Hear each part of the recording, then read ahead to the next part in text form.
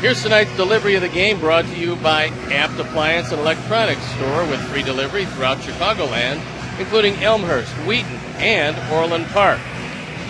And it's John Danks. And the fact that John Danks is going to have to stay over the top and pull down on that changeup. If he does that, he's going to be very effective.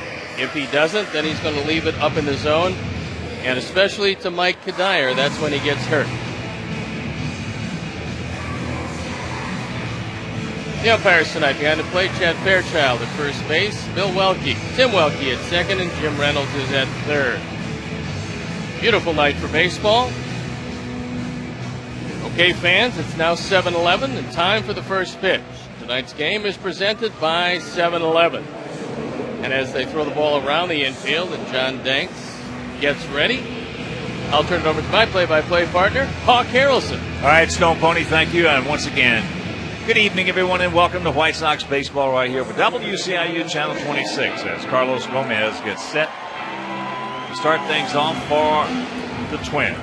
Minnesota with that 77-73 mark. They come in hitting at 271, and the first pitch of the ball game is taken up high. 271 is the team they're hitting. 4.50 is the team ERA. Gomez fouls it off right side. One of the things you have to watch with Carlos Gomez is a push bunt to the right side. Now, he does have something in his eye. Probably one of the bugs flying around the field, but Gomez has tremendous speed. And if he gets it by Danks and pushes it, it's going to be very difficult to throw him out at first. 1-1 pitch. Well, I was watching him warm up before the game as he was running out there in the outfield, and I'll tell you what, he can cover. He can close the gap in a heartbeat. Maybe, just maybe, the fastest man in baseball. I don't think you also realize how big he is until you stand next to him, but he's 6'4". He's going to fill out from here because he's still a very young man. Well, they got him listed at 6'4", 195, but as he walks the wrong guy, although he has not developed the art of base stealing yet. 12 for 19. He's going to get a whole lot better at that. But this is a guy that the sky is the limit as far as his talent is concerned, and you've got a man at bat in Orlando Cabrera who's about as good a hit-and-run man as there is. Cabrera was 2 for 4 with a couple of RBIs last night. Comes in hitting at 271, 7 homers, and 63 on the season. Takes first pitch strike. And here at beautiful U.S. Cellular Field, 330 down the left field line, 335 down the right field line, 375 in the gaps, and 400 straight away center.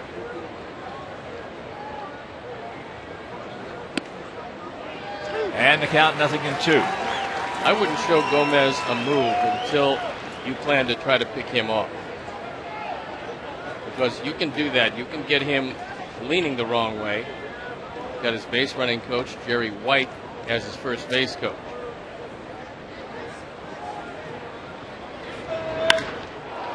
That ball hit deep in the left field. And it is 2-0 Minnesota.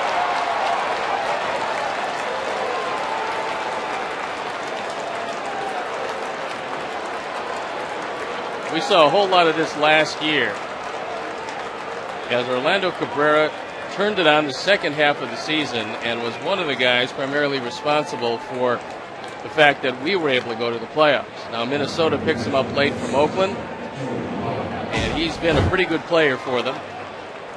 He gets this ball up in the zone, pulls his hands in, and hits home run number 8, driven in 65. And here's Joe Mauer. He is 9 for 27 lifetime off Johnny Danks. Mauer comes in hitting at 373 with those 28 long ones and 88 knocked in.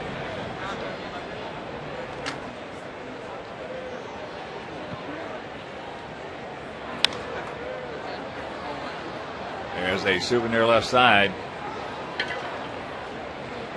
Twins now with 157 home runs, Sox with 172. One of their big home run men is out for the year, Justin Morneau.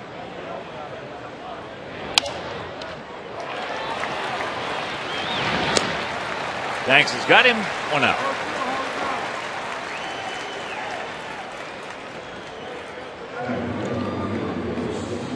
From our Southwest RoboCam, we'll take a look at the first out of the game. So far, Joe Mauer has just one hit in his very young series.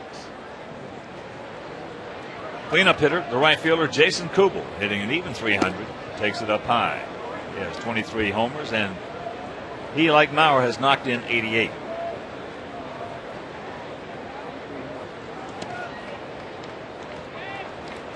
And the count 2-0.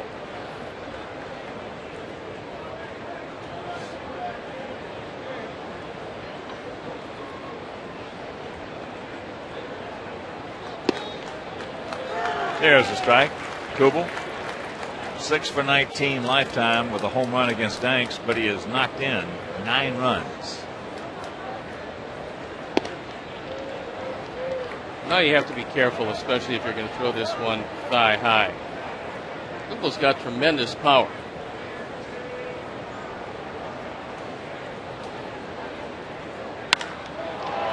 And that ball hit deep in the left field.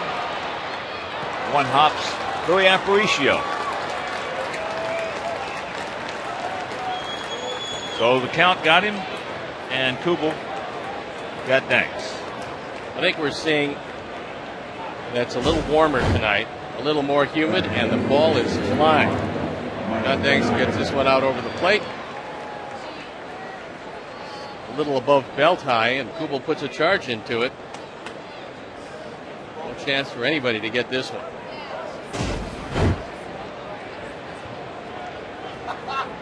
Here's the first baseman, Mike Kadire. Kadire, 271, 28 homers, and he's driven in 84. Kadire lately has been driving in a lot of big runs for Minnesota. I would think with first base open, you'd be real careful with him because over the course of his career, he's killed John Danks. With numbers like that, you really own him. And there's a base hit. He is now 14 for 28, an even 500.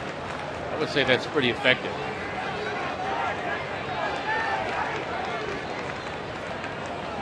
Some guys, you just see the ball out of their hands immediately. You pick up the spin a lot better.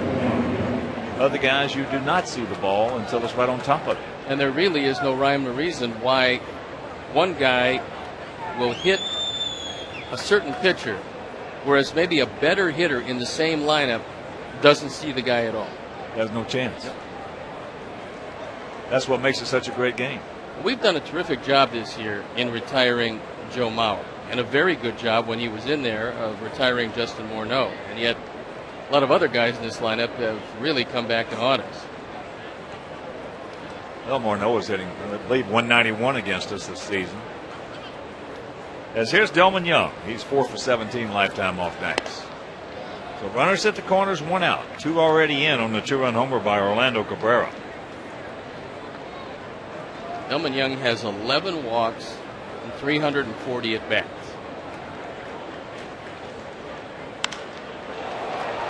That's going to get the job done. As Kubel's tagging, Kadire's tagging. Kadire's going to give it a shot. Kubel scores. San Jose 3-0. Minnesota lead.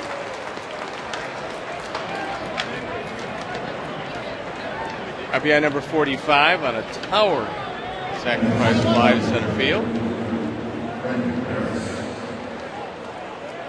This has been one game and one inning, but what we've seen from the Twins, every time they have to execute, they do. Against us, they do. Yeah.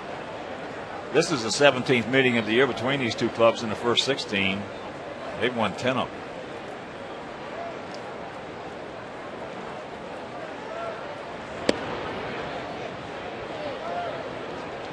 Well, they just keep losing stars who were superstars with them, in respect, like Johan Santana. Then they lose an all-star outfielder, Torrey Hunter. They keep on replacing him. Yeah. That's foul. Off the bat of Brendan Harris. Just over the years has been a terrific organization.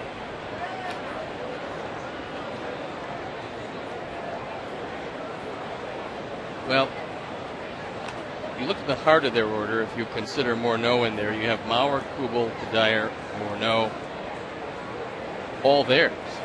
The heart of their order is their guys.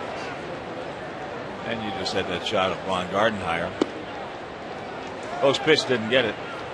And they've always had, the last 30 years, maybe going back to close to 40, always had good managers. For the most part.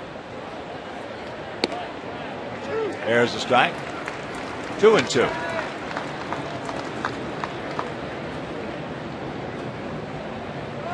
I know that 1965 club they had. That was one of, if not maybe the greatest fastball hitting team ever assembled. And Sandy Koufax couldn't get a curveball over in Game 7 of the World Series. All he did was throw fastballs and beat them. That was a nice little pitch right there by Gordon. But some damage is done. Crooked number. A 3 spot goes up on the board. After a half inning of play, it's Minnesota 3 and the good guys coming to bat.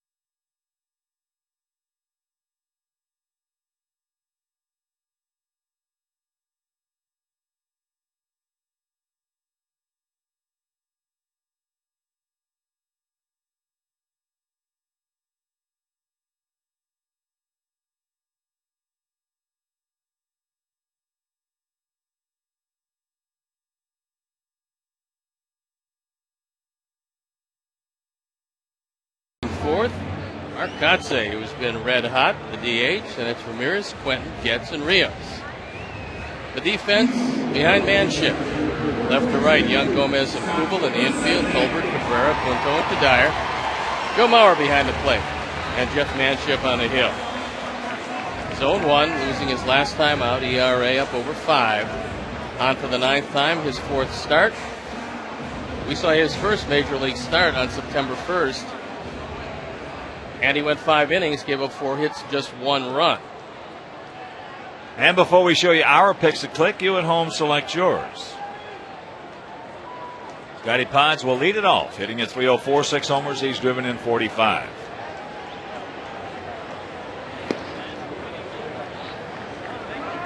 Looks at that pitch slowing away. Sox come in hitting at .259 as a club with a 4.16 team ERA. Sox starting pitching this year has just been terrific. Certainly in that department. Good enough to win this division easily. Unfortunately, the other departments. There's a few departments coming up a little short. Yeah.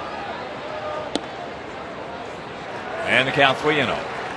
Manship doesn't have good enough stuff to overcome a lot of walks. We saw last night with Nick Blackburn, he gave up a lot of hits, but he didn't walk anybody. Plus, they're all singles. That's the best, as far as movement goes, by far, we've ever seen Nick Blackburn. And the ability to move it in and out. I mean, he had terrific control, and he did have great movement. And there's the leadoff walk.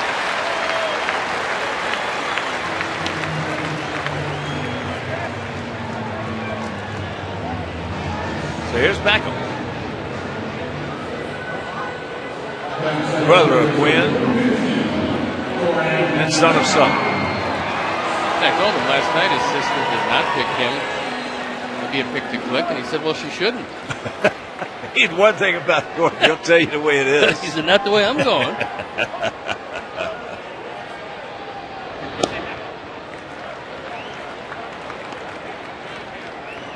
1-0, the count. Cabrera goes to the mound to talk with Manship, settle him down. I think Quinn's had a lot of Gordon in her, in the respect. She's a winner. And you better either get on your A game or get the heck out of the way. There goes Scotty Pives. And the throw. Stolen base number 29. Wasn't a particularly good throw by Joe Mauer, even though it was on the mark. It skipped. And normally you don't get a fast base runner when it skips. Very close at second. Tim Welke on the call. And just got in there. Yeah, the hand before the tag. 2-0 the count. Check that, 1-1. 2-0 earlier up on the board. That'll get the job done. And that's out number 1.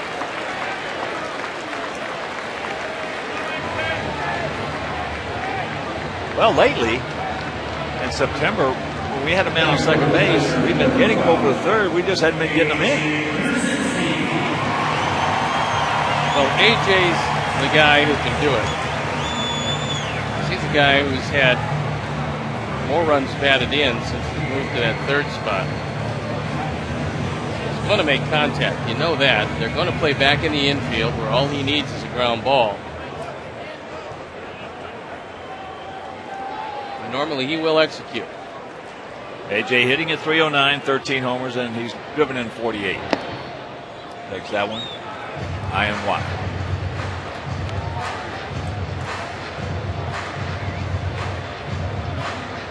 We're talking about the problems with Kansas City. Boston was 6-0 on top of Kansas City last night. Lost 12-9 to the Royals. That'll get the job done. Infield back. And it's a 3-1 ball game. RBI number 49 for Pierzynski. So with 2 out, nobody on, let's check out our pitch to click tonight. Mangio, our director and the crew, well, they went with Alexi Ramirez. Lisa, Steve, and Layla, they're going to go with Alex Rios. And Jeanette Rogosic. And Jeanette and I are going to go with Mark Consey. And of course, those picks brought to you by Southwest Airlines. Visit southwest.com today. Jeanette, we're thinking about you, hon.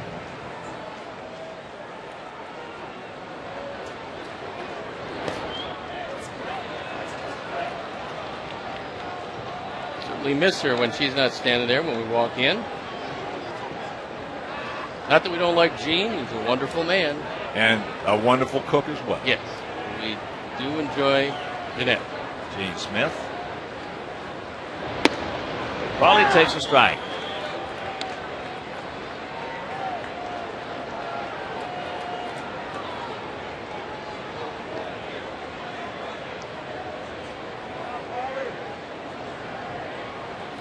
Leadoff walk, the stolen base.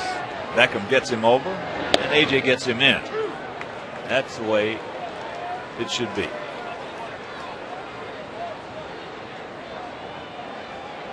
Polly hitting at .281, 27 homers and 85 knocked in.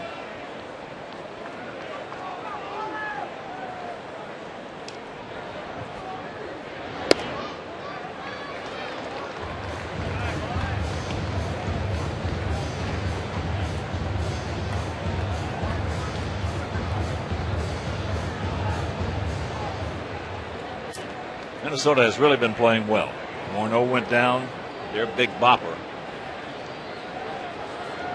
And that cleanup spot as that ball hit high in the right field.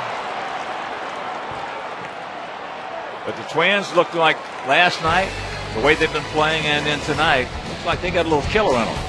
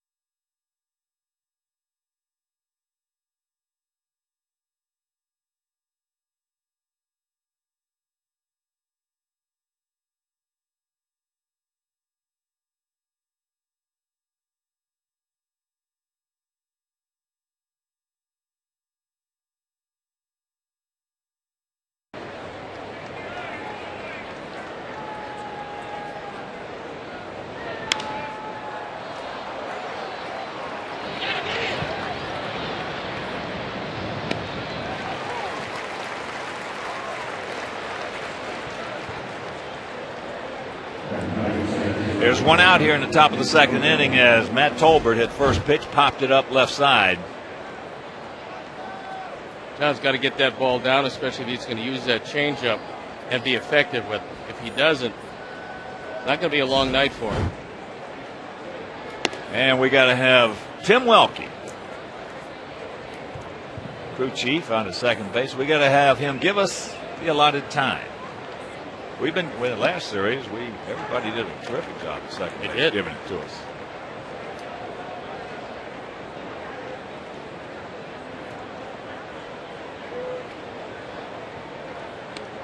Two balls and a strike to Nick Punto, hitting at .232 with a homer, and he's driven in 34. Talking with Ron Gardner, he said that Punto's been playing unbelievably well. Taking that batting average from around 200. He languished most of the year there, and lately getting a couple of hits a night.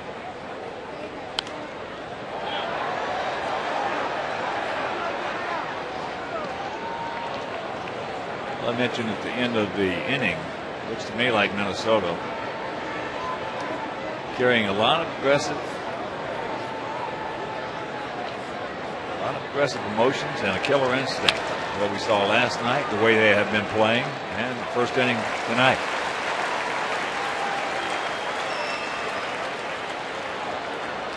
I think it comes from their manager in that when Morneau went down, Ron Gardner, who you're looking at there, I'm sure talked to his team about having to manufacture more runs than they would normally have to manufacture if Morneau were able to hit that 3-run home. He wound up 30 and 100 on the power numbers, but he's going to be lost for close to the last month of the year. Well, I've watched Gardner since he's come into this league. In fact, I watched him for about 3 years. About 3 years before I ever went down, said hello, introduced myself. One thing about him, what makes him, in my opinion, such a good manager, is he lets them play. As there's a nice 1-2-3 inning, he gets out of the way and lets them play. And that's what good managers do. That's what Ozzie tries to do. Sometimes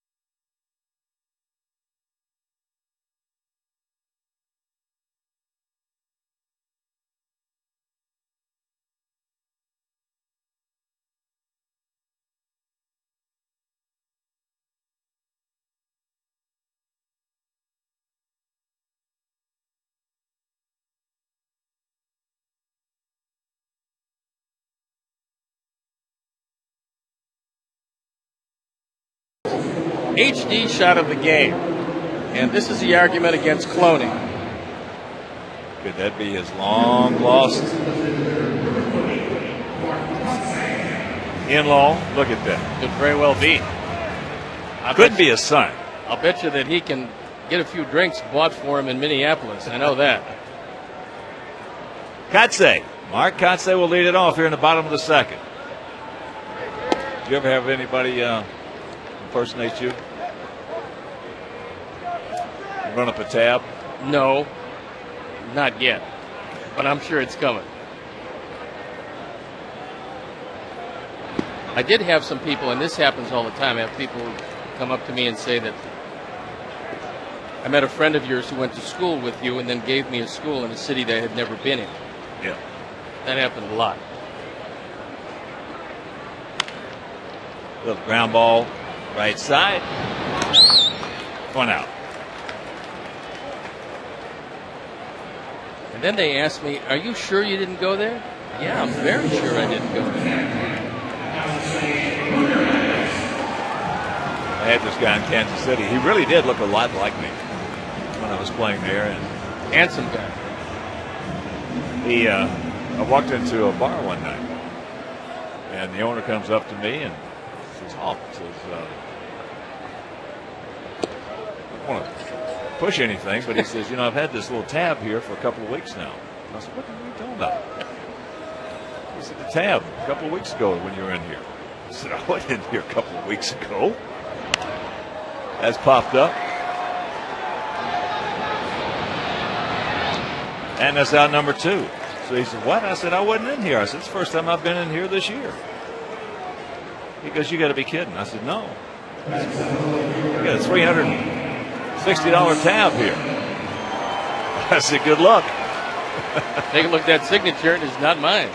Don't you know, about 4 or 5 days later after the game, we went out to get a couple of beers, walking this other bar, and almost exactly the same thing happened. The guy comes up and says, "Look, I got a $115 tab here." I said, "I have not been in here." Carlos Quentin. And Chip is just now starting to get the curveball over the plate.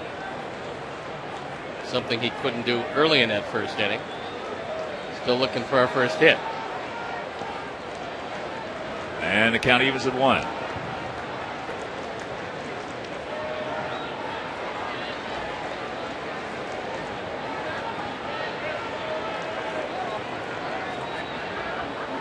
Three 3-0 for them, 1-0-0 for us. As there's a little soft ground ball. Tolbert's got it.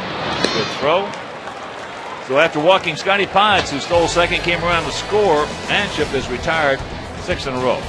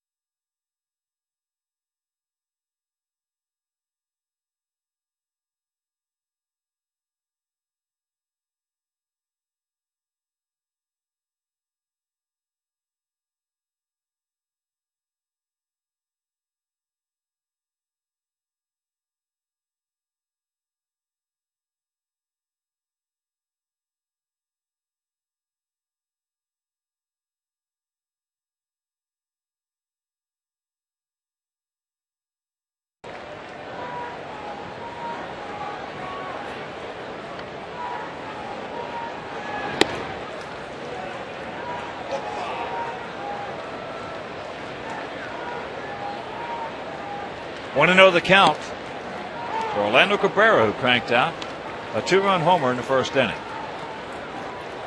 Now has 8 homers and 65 knocked in.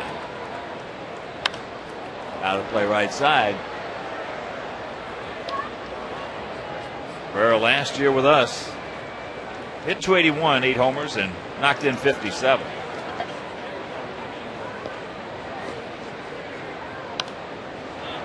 And that's back in the souvenir.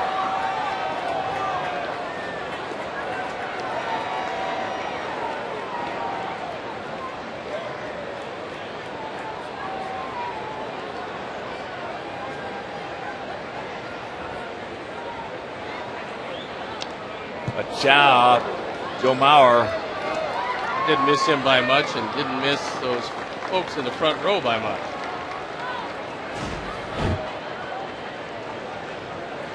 Where it gets the end of the bat on it. And once again, the 1-2. He gone. White Sox group and party area outings priority seating for your group of 20 or more fans. You can save $1 to half off each ticket depending on the size of your group in party areas like the fan deck, warning track, or the individual game diamond suite. Call 312-674-1000 or visit whitesox.com for more details. Here's Mauer, bounce back to Johnny Danks.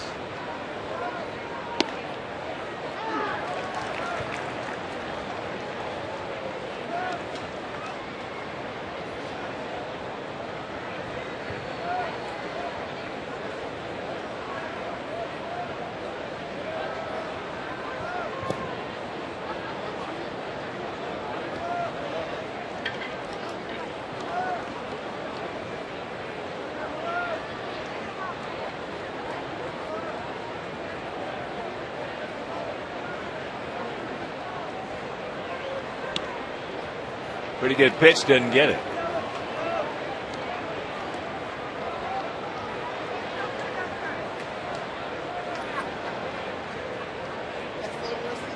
Ramon falling prey to the bubblehead. 3-1. You got more experience than that, Ramon.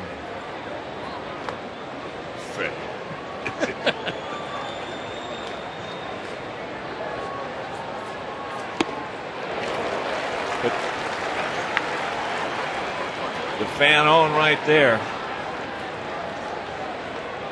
And we understand Kevin Hickey is placer of the bubbles.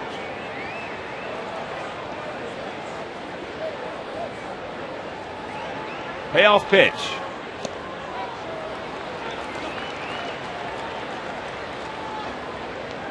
Second walk issued by Danks. And that'll bring up Kubel, who doubled and scored in the first inning. One hop to left center field fence. Yeah, for Joe Mauer, his on base percentage coming into tonight was .442. On base just a little under half the time.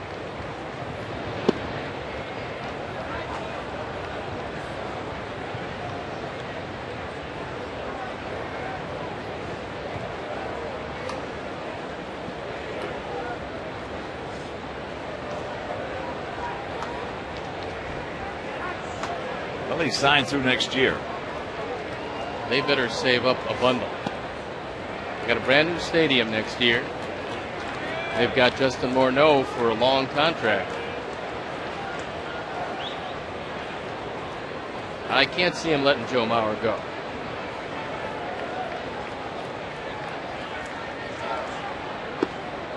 There's the strike and the count 2-1. I've never seen a player, with the exception of one, that you couldn't trade. But if they let him go, the new stadium might be a moot issue. There's a down ball and rack him up. Nothing across after 2.5. It is still Minnesota by 2.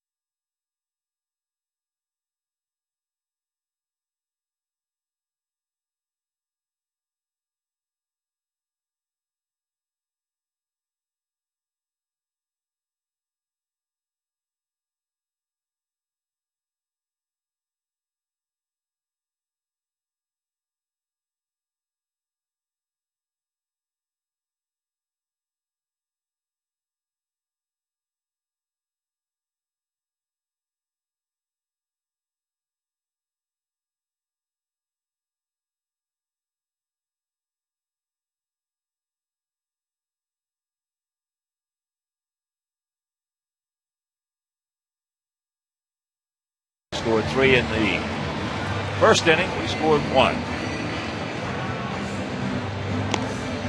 He's here Friday and Monday. Let's score. You are so right. Mag-26. All right, Marine. God bless you, buddy. Least we can do is get him a couple here. And a day goes by that we don't think about our men and women overseas. Chris Getz hitting at .269, a couple of homers. He's driven in 31.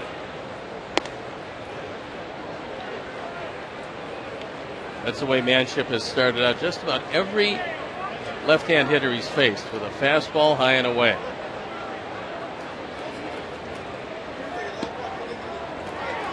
Gets a strike there. 1-1. Detroit leading Cleveland 1-0 that game in the top of the 7th at Progressive Field. Breaking ball low.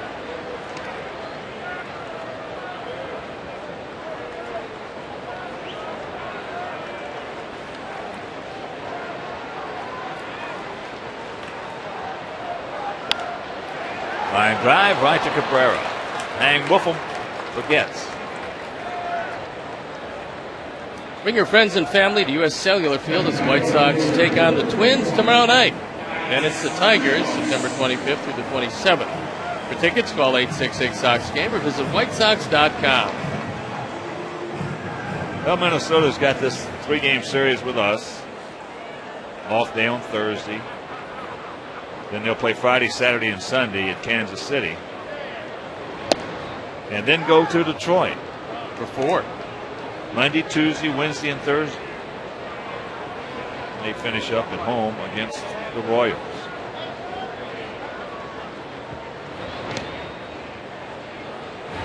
Alex Rios. 1-1 the count. Alex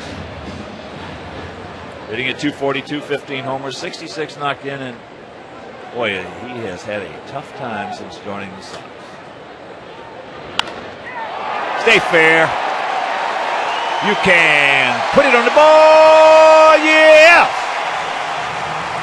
Number 16, and it's a 3-2 ball game.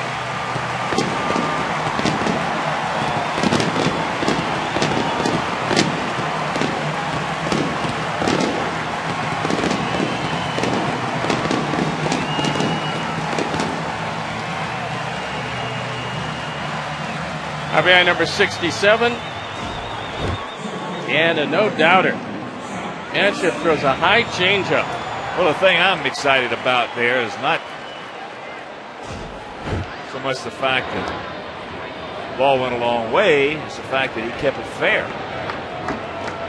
Because he has been so far in between that he has hit a lot of balls hard that have been foul.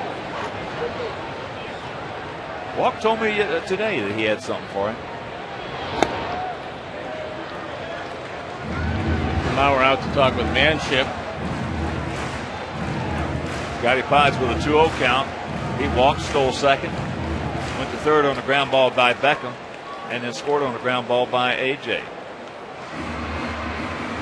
Alex should be just fine this year. As we talked about last night, Stone Pony, he came in at a tough time. He came in when the middle of our lineup really was not doing anything. He tried to do too much, dug himself a hole, and was not able to dig himself out. Well, when you look at lifetime numbers, for anybody who's been around as long as Alex has, not to say that he's an older player by any stretch of the imagination, but he's had a track record. It says a .285 lifetime hitter. And there's a line drive base hit. Attaboy Pides. Well, this is just hard in our case this year. We mentioned how terrific the starting pitching's been. Top of the lineup, led by Scotty Pides. Bottom of the lineup, they've all been pretty productive.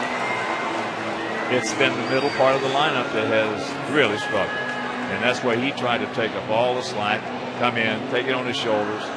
And as a rule, it just doesn't work. Sometimes it will, but it didn't work.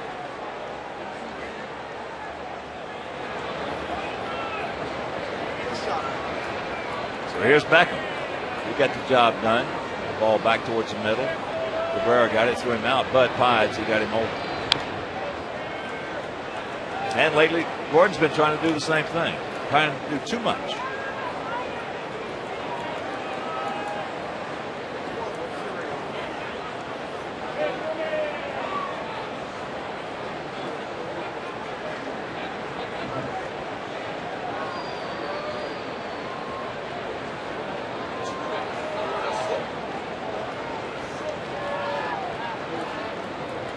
All our Sox fans will remember the big hurt, Frank Thomas. When he would get in the funk, that's what would usually cause it. It would be because nobody else was hitting. He had tried to do too much. He started expanding his strike zone, wouldn't take his walks. First thing you know, poof, slump.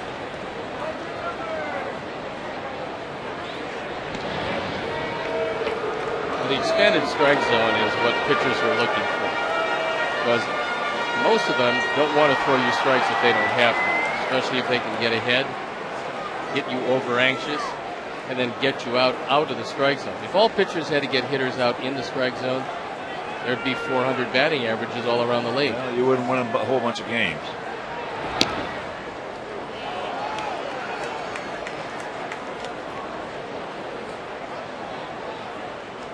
That may have been a little expanded strike zone by Fairchild right there.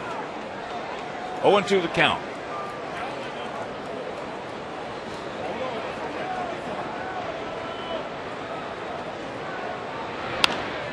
Chops that one foul. Not too many catchers do it, but Joe Mauer goes through a complete set of signs without a runner at second base. Most catchers will go the normal 1, 2, 3 and wiggle for a changeup. Mauer goes through a set of signs anyway. But you're not going to sneak up on Gardner. No.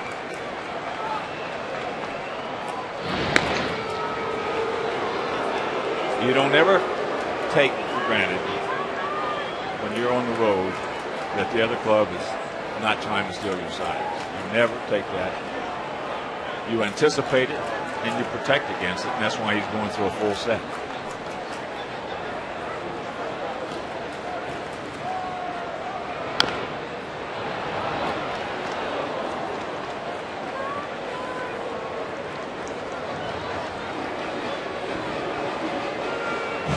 Gordon has gotten the 2 strikes, especially when pitchers have been ahead. And I don't know if Manship has that kind of stuff, but they've been throwing Gordon up and out of the strike zone a lot. That's something that he is going to learn to lay off of.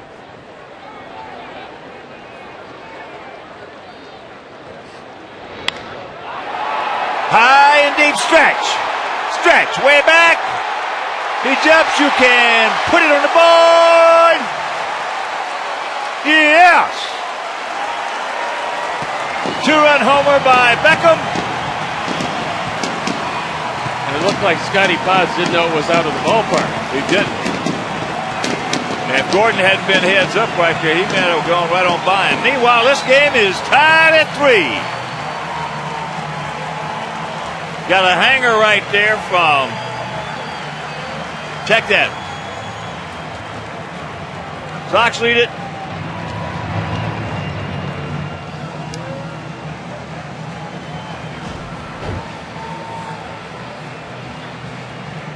There's a hanging curveball.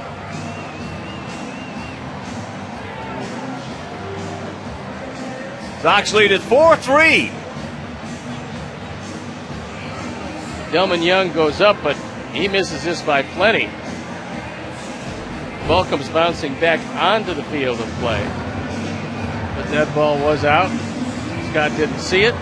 Fortunately, Gordon saw him and didn't pass him up.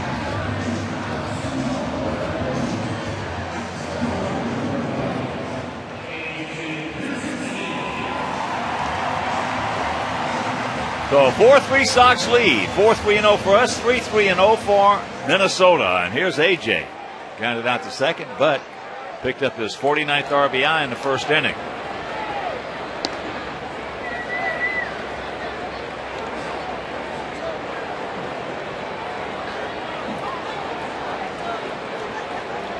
Now 13 homers, 56 driven in.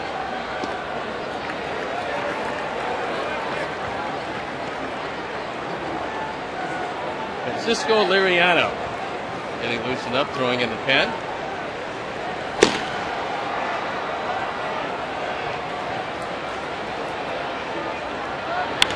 And there's a line shot base hit.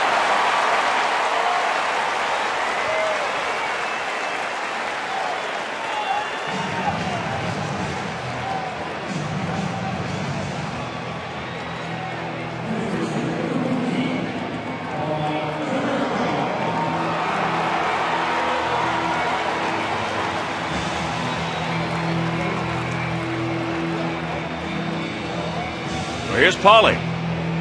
Paulie went out fairly deep to right field.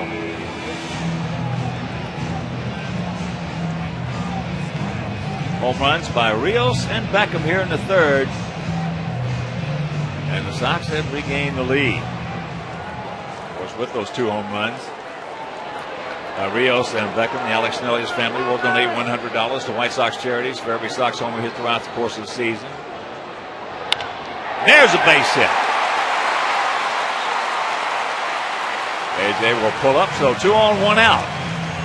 Alex Nelius will donate $100 as home runs number 173 and 4, so $17,400 donated by Alex Nelius in loving memory of Ursula. Manship has probably thrown his last pitch. And that's going to be it for him, as Liriano will come in. And when the no-hitter went by the boards on the towering home run by Rios, Jeff Manship just fell apart. All right, so Manship departs. Liriano comes on, and we'll be back.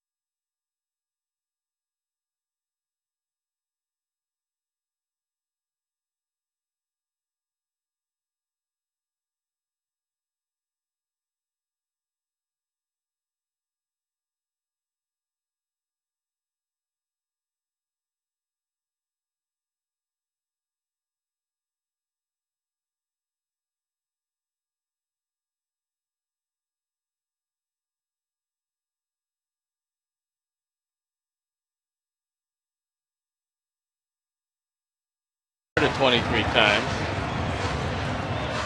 given up 20 home runs in 130 innings. And after the arm surgery, his stuff just has not been the same.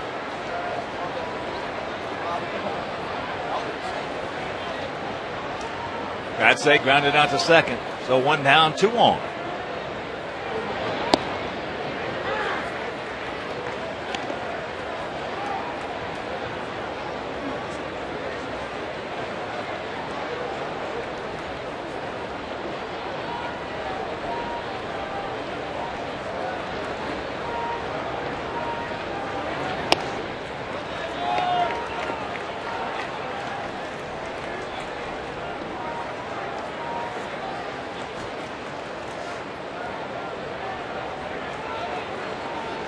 Don't stop now, boys.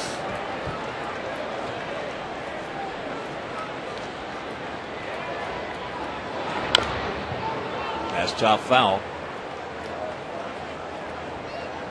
So 1 and 2.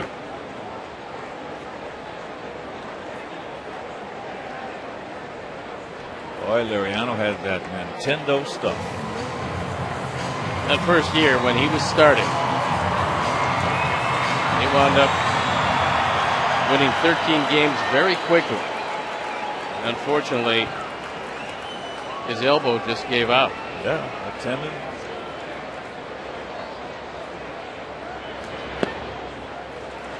Two and two.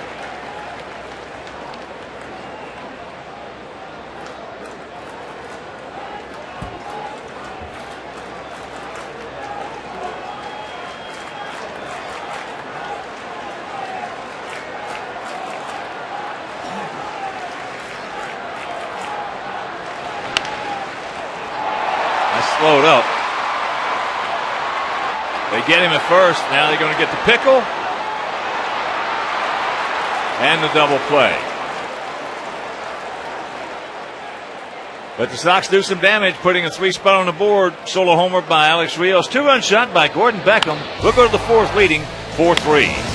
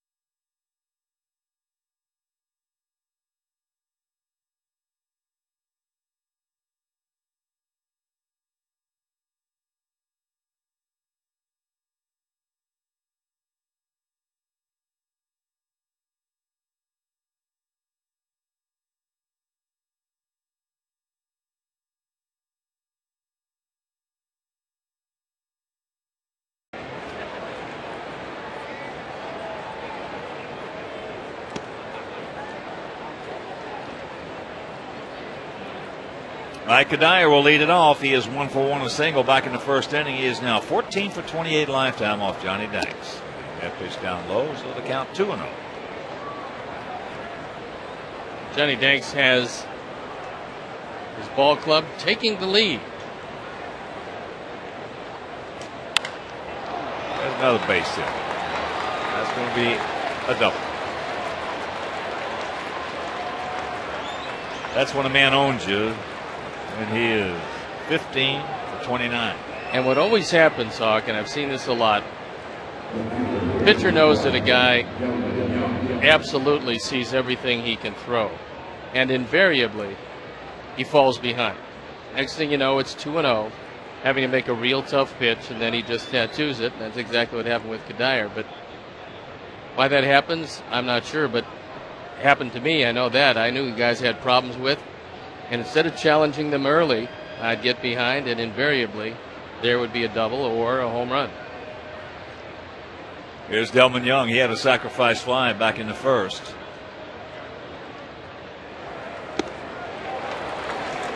High and wide.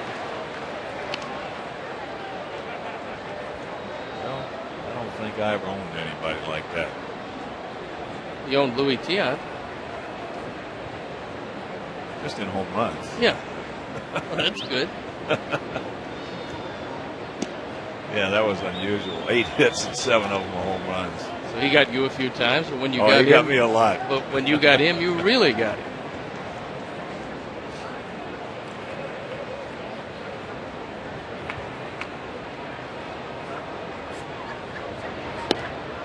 Change up and the count 1-2.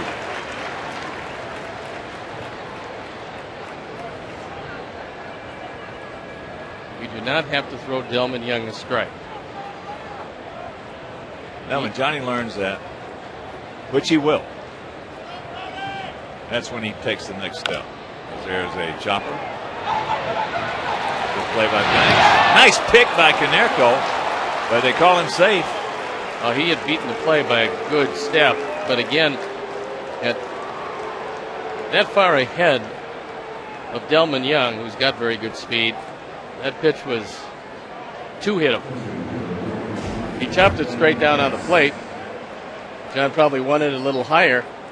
Made a good effort, the over-the-shoulder catch, but doesn't get him. So trouble of brewing as Brendan Harris, the DH, stands in. Well, as I said, when he learns that once you get ahead, that you don't have to throw strikes to certain guys, that's when he takes it to another level. That's the irony of baseball and pitching. You got to get ahead, throw first pitch strike, but after that, your great pitchers probably throw fewer strikes than everybody else. If you get the reputation of getting the first pitch in the zone, sometimes you don't need a second or third pitch, because even if a guy hits the ball hard, he hits it at somebody, it's a one pitch at bat. Change up in the count 0-2.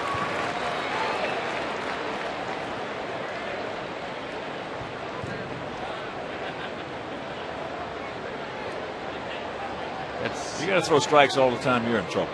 That's one of the big advantages of Mark Buehrle when he's going good. Throws a lot of first pitch strikes. Consequently gets a lot of guys swinging early in the count. Can keep his pitch count to a minimum. Greg Maddux was as good as there was in that respect.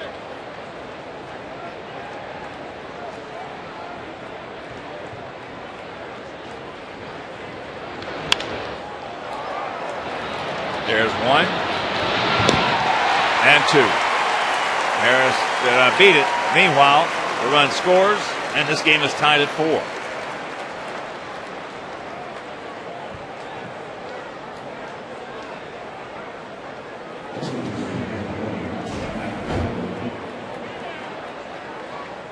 Six-4-3 double play. Quick return by Getz, and they do get him at first base. Bill Welke on the call. Matt Tolbert popped up to Alexei.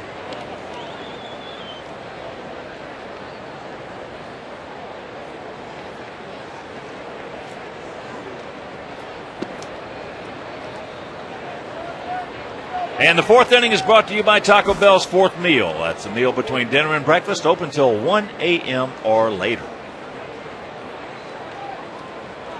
The 2-0 pitch. And that's foul.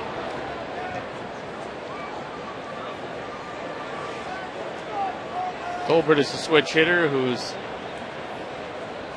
an 80-point better hitter from the right side than the left side. That ball in the right center field. Scotty Pides. But they get the leadoff double by Kadire, then field single by Young. Kadire scores. We're tied at 4.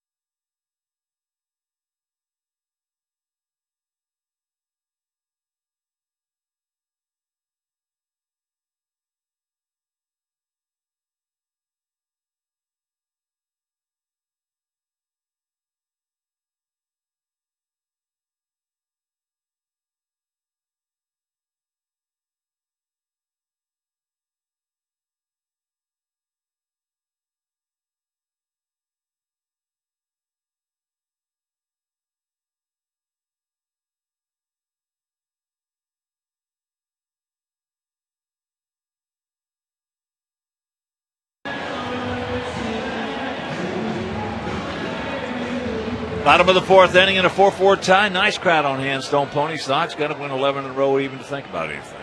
Well, it is a beautiful night, and consequently, a lot of folks have come out.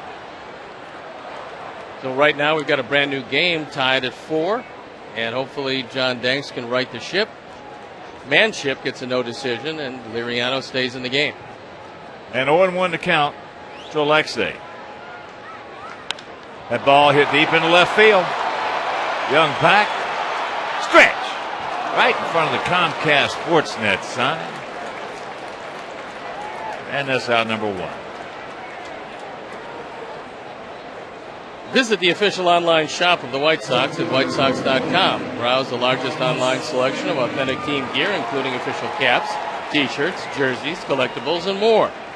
Get your team gear straight from the source. Shop the whitesox.com shop.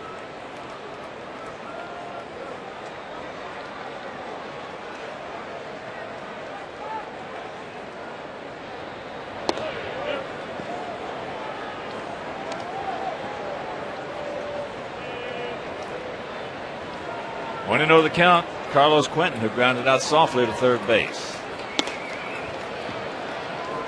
2-0.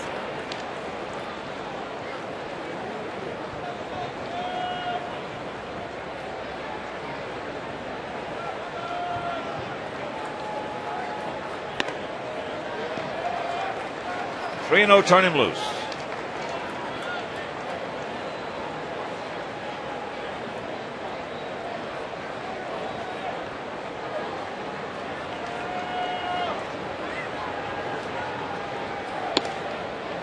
Taking all the way.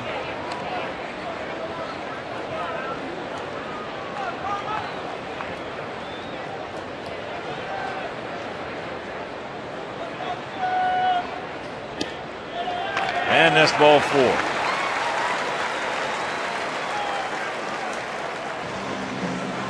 One out walk, and that'll bring up Pisquets.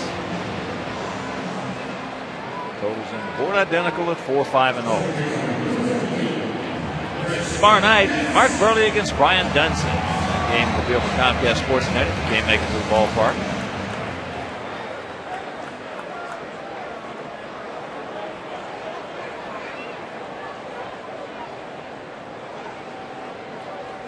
There goes the runner. Ozzie trying to get something going. So 2 out, but Quentin, that's second. That's the best jump for Carlos Quentin in a long time. Because if Pisquets doesn't make contact, and it was a hit and run, if he doesn't make contact, Carlos is going to steal that base. So apparently that foot is feeling a whole lot better. 2 for 2 this year. When you got a bad foot, you're not going to run a whole lot. That foot's been bad for a while. Here's Alex. Cranked out his 16th homer last inning. If you missed it, poof. He got one on the inner portion and hammered it.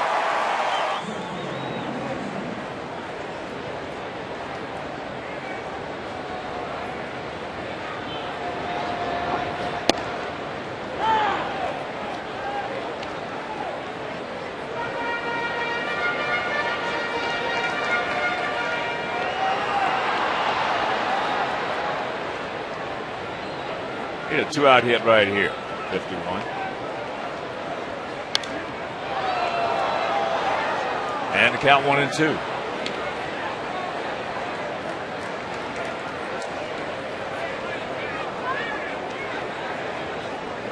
He got some pretty decent arms all the way around. Over as deep as Gomez is in center field, it is doubtful he'd have any shot at all at Carlos. Ball high. That is a can of corn right there. And that'll retire the side. We're into the 5th, tied at 4.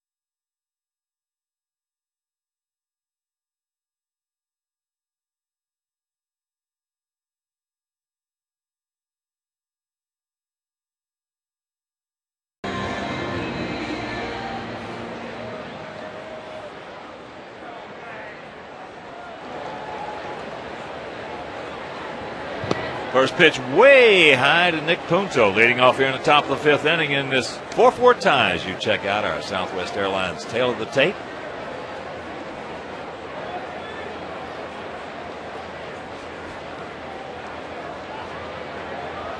Punto went out to center field, takes a strike, and that evens it, counted one.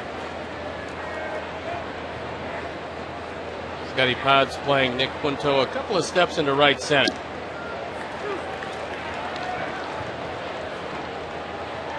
There you look at the way the defense is set.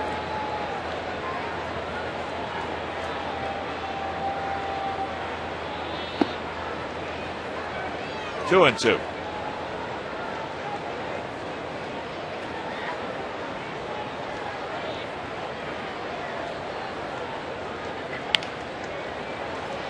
Take your time. One out. And right now, let's check out our U.S. Cellular text poll question. Believe in something better. Is it preferable to clinch a division early and rest players, or late and ride momentum into the postseason? A early, B late. Just text A or B to 97999 and watch for the results later in the game. That's an interesting question. I think it's, for me at least, a fairly easy answer. I'd like to clinch it in July. That's Charlie. And then set my rotation. That's Charlie Wilson for the postseason. That would be fairly early. Just after the All-Star break would be fine. I don't want to clinch it too early because my guys would get complacent. Gomez tries to run it, fouls it off, fouls it back. And count 1-2. He has walked, scored. That was in the first, and grounded to third in the second.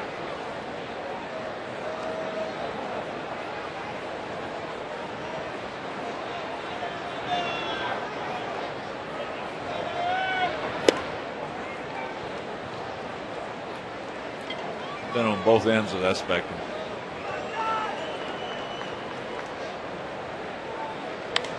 That's popped up right side. Look at Gomez. Well, he does know one thing for sure. Speed is his game. And he's also seen his manager send down his second baseman for not hustling. And when you see that, and you're a young player and you realize it could happen to you, especially in a pennant race, you are going to hustle. Well, I know there are a lot of players that don't like what he does in the game. I love him. I think that, to me, he's really an exciting player to watch. I love to see guys run everything out like that. If he had dropped that ball, it's conceivable he may have been in the third base if it bounced away at all. 2-0. And whether it's false hustle or what, I don't care. Meanwhile, he's doing it. Yes, and when you have that kind of speed, you'll be at second base. If you don't have speed, you can get trapped in between bases. But watch this, a little pop-up. Now watch. If this is dropped, he's going to be in at second base. Oh, easy. And if it bounces away at all, he might even go to third. There's a strike, and the count 3-1 to Cabrera, who hit that 2-run homer in the first. Struck out in the third.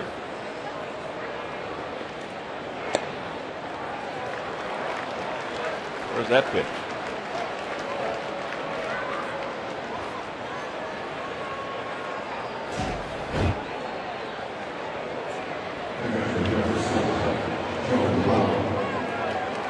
AJ kind of eased it back in the zone. Which, if we looked at that one from the side, you'd find that it crossed over the plate at the knee. That's a strike. So here's Mauer. Cabrera, sneaky. Give it to him, he'll take it. He's 13 for 17 in stolen bases.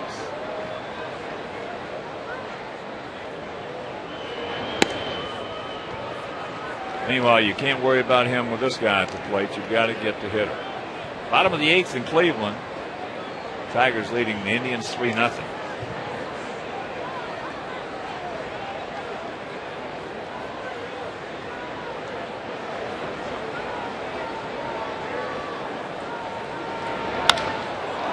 Ball is hammered. Scotty! No. Jack. So Cabrera A.J. could not make the play. Banks right where he should be. Maurer in the third, and the Twins lead at 5-4. Good effort by Scotty Pods. Scotty Pods laid out, just missed it, and Scott Ulger decided that he was going to take a gamble on the arm of Chris Getz. They're playing Joe Mauer into left center field, so when he pulls it into right center, Vasetnik just barely misses it. Alex gets it back in, but in that situation, you're running on the cutoff man. You're running on Chris Getz. So here's Kubel, 1 for 2, a double and a run scored.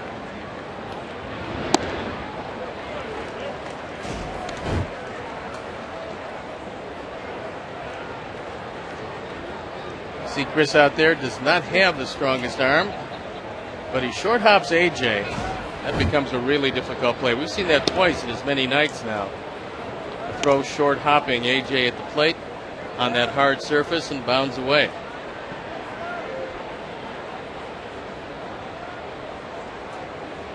The 1-1 pitch.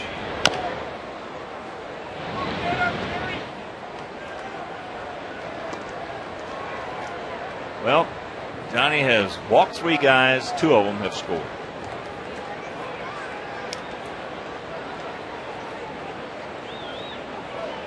Walked the leadoff man in the first. He walked Cabrera here with 2 out, nobody on in the 5th. And that is into left field. But the double by Maurer scores Cabrera. Halfway home, we trail it 5-4.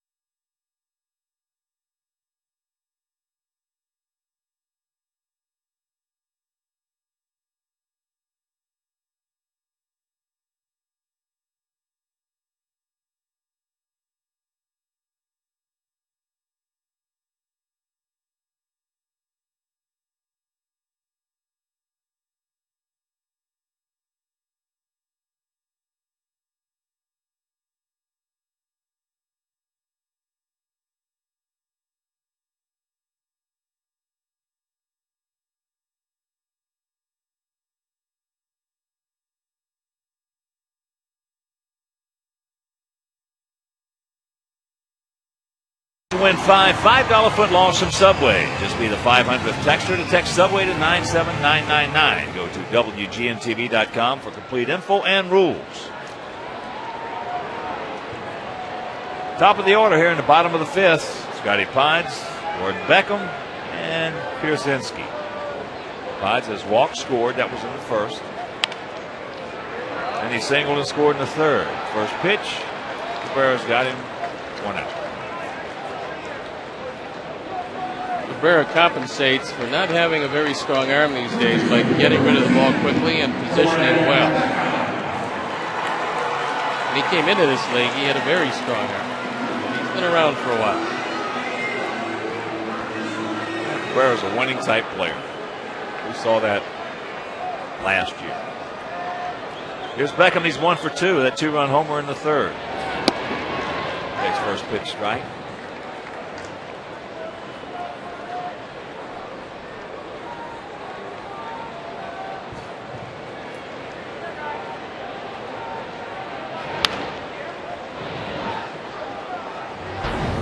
take a look at the 13th homer.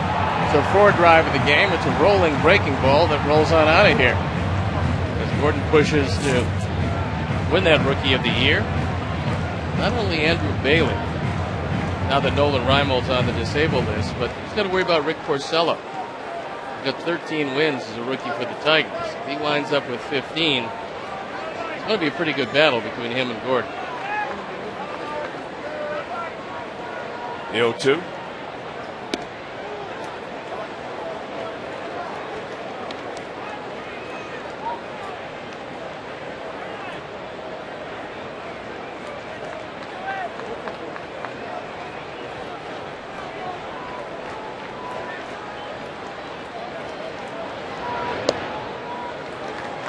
Pulls the string on him, checks it up, and the count 2 balls, 2 strikes with 1 down here in the bottom of the 5th.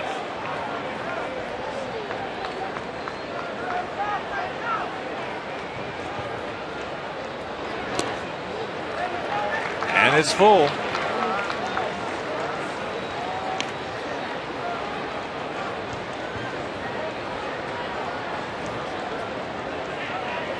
AJ in the on-deck circle. He's waiting for his turn. For hitting with Gordon on. Watch out.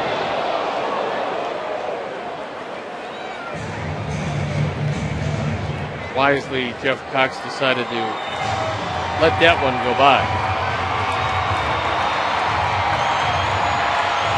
Jeff likes to play them on occasion, but not that one.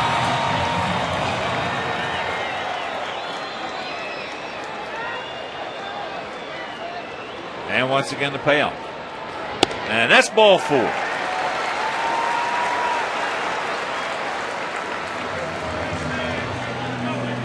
So the second balk issued by Liriano, and here comes AJ.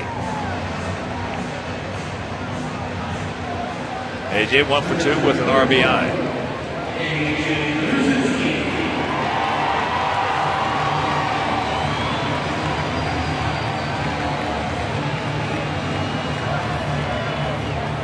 Gap out there, big gap out there in left center. Beckham with 7 for 11 in stolen bases. Decent lead. And there's a little shank just first row over the Sox dugout.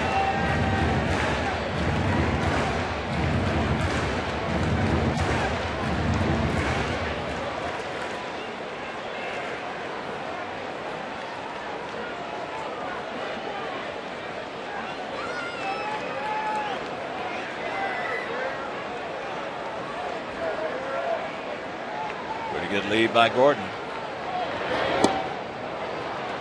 That was a good hard slider by Liriano. That's probably the best pitch he's thrown tonight. AJ doesn't usually miss the ball by quite that much. That one was late, broke hard, low and away.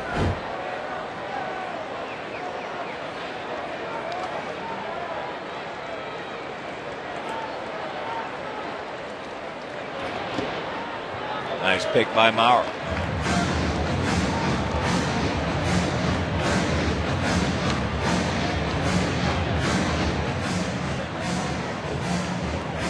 Merkel on deck. 5-6-0 for Minnesota, 4-5-0 for our Sox here in the bottom of the 5th inning.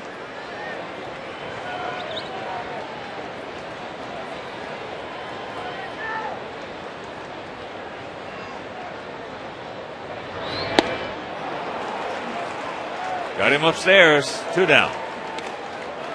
He set him up with a good breaking ball away and then threw the head-high fastball right by him.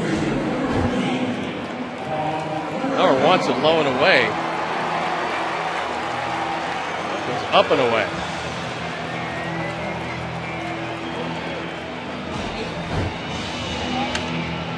Jesse Crain loosening up in the bullpen. And here's Konerko at the plate. Paulie has gone out deep, fairly deep to right, and ripped a single in the left field back in the 3rd.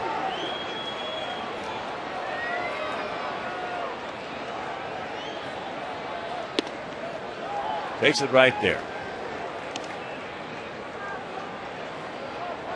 Liriano's throwing a little harder than the last time we saw him. Gardy said he likes to throw him in the neighborhood of 3 innings, but no more than that now that he's trying to get him used to working out of the bullpen.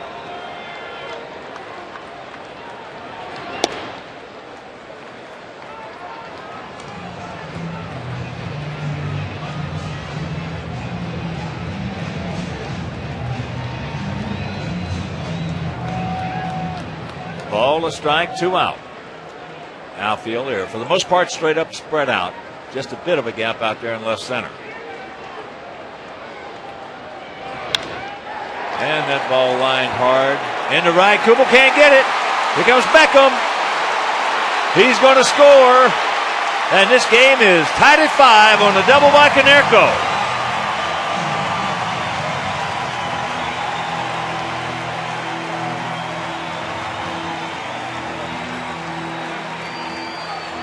RBI number 86 by Paulie as he drilled that ball into right center field. That ball just exploded. Kubel had no shot at it. This is a low fastball away. And Paul just rifles it into the gap. So here's Mark Kotsay.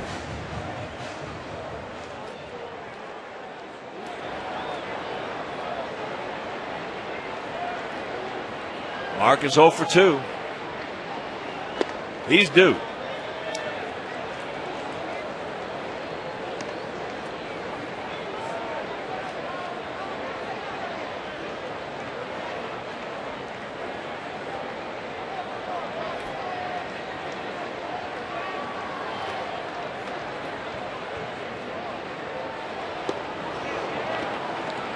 And the count evens at 1.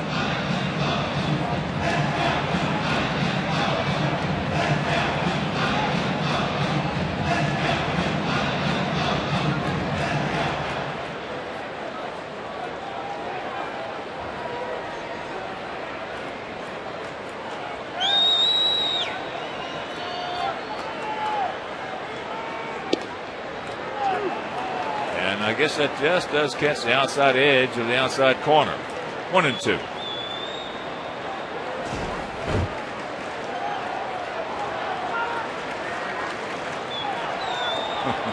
Lauer didn't believe it because he yanked it back over that corner. And that's foul. Oh, I would say that ball was definitely not on the outside edge, but the outside corner.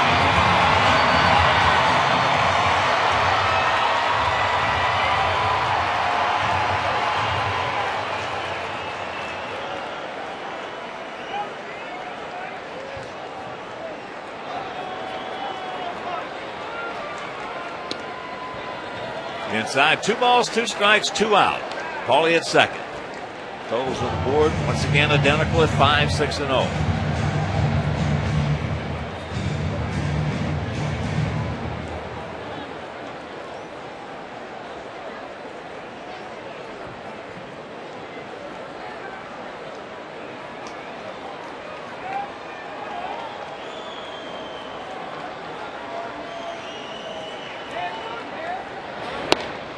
And that's upstairs, full count with Alexei Ramirez, the on-deck hitter.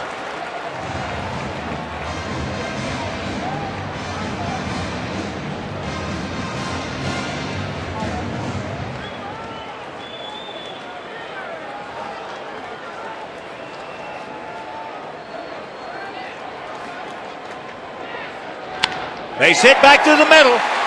They're going to hawk the hole, Paulie, now. Gomez with that gun out there, plus he is on top of it in a heartbeat.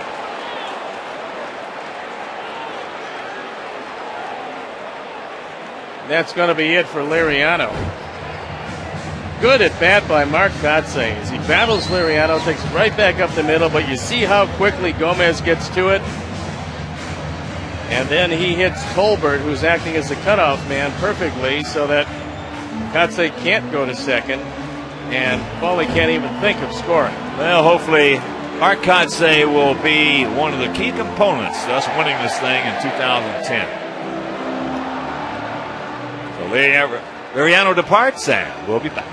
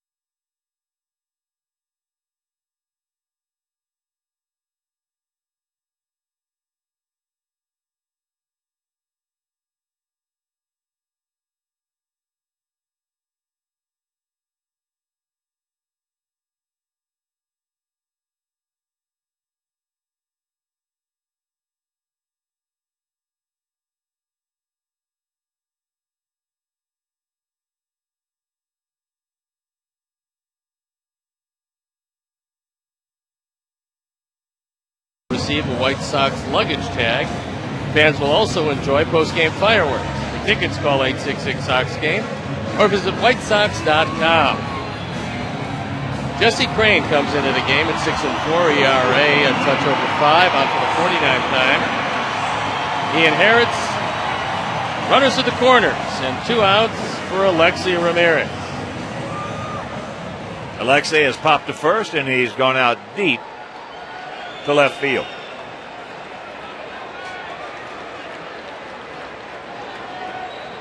Outfield straight up, bit of a gap in left center. And first pitch strike.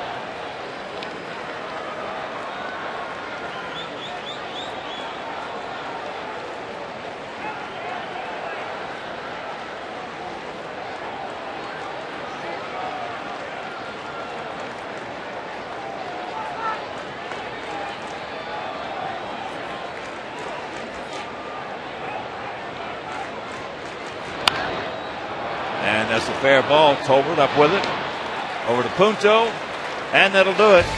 Sox pick up 1. And we'll go to the 6th, tied at 5.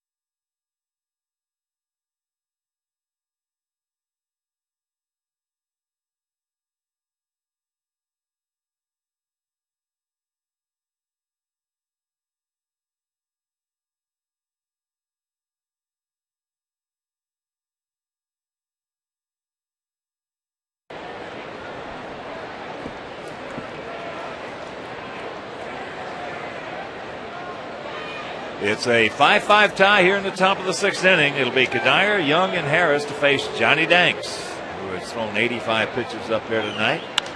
That ball's hammered into right center field. Get out. He's out of here.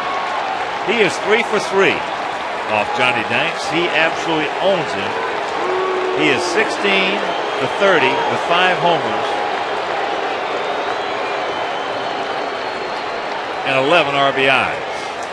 29 and 85 on the power numbers, and he's a triple shy of his cycle. That was a line drive rocket that just kept on going until it finally left the park.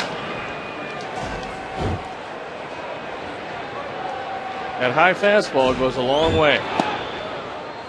First pitch strike to Young, who is 1 for 1 with a sacrifice fly. Had a Baltimore chopped single back in the 4th. He just missed that one. Well, when you get a guy who owns you like that, there's 2 things you can do. One is hit him. You can either drill him. No, not hit him. Drill him. And the second one? Pitch him inside. Bury him inside. You've got to pitch him inside.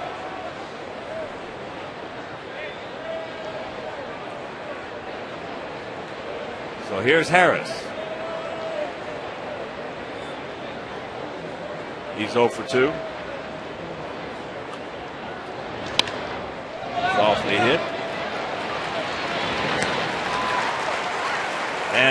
2 down. Hey, Sox fans, join the team in sunny Glendale, Arizona for spring training 2010. With new lower prices, this will be the best baseball vacation ever. Visit www.whitesox.com/spring travel or call 1-800-892-7687. There's Tolbert.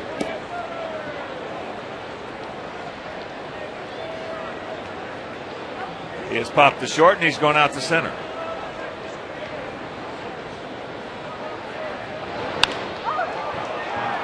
That ball deep into left field. Carlos back, jumps, and it's the home run. Looked like it either hit the top of the wall or his glove and bounded out of the park, and Carlos's glove goes over the wall, I believe, with the baseball. And Tolbert sprinted around the bases, not having a whole lot of practice, just his second home run of the year.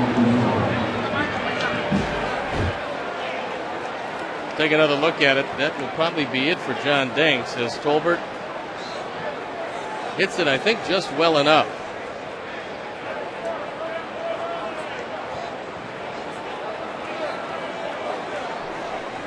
Hit the top of the wall. Yeah, it did not hit his glove. His glove went over the wall, but the ball hit the top of the wall. Littell continues to throw in the bullpen.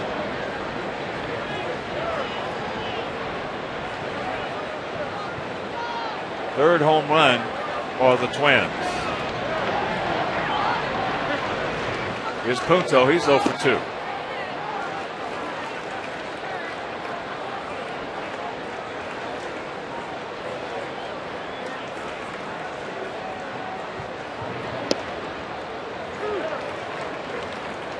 Seven, 8, and 0 for Minnesota. 5, 7, and 0 for our Sox. Top of the ninth in Cleveland. 3-1 Detroit.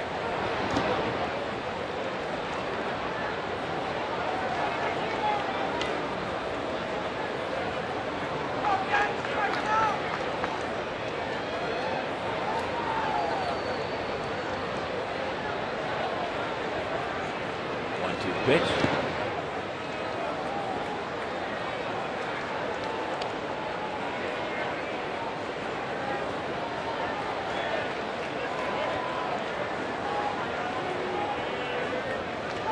Thirty-one-year-old switch hitting infielder Nick Punto.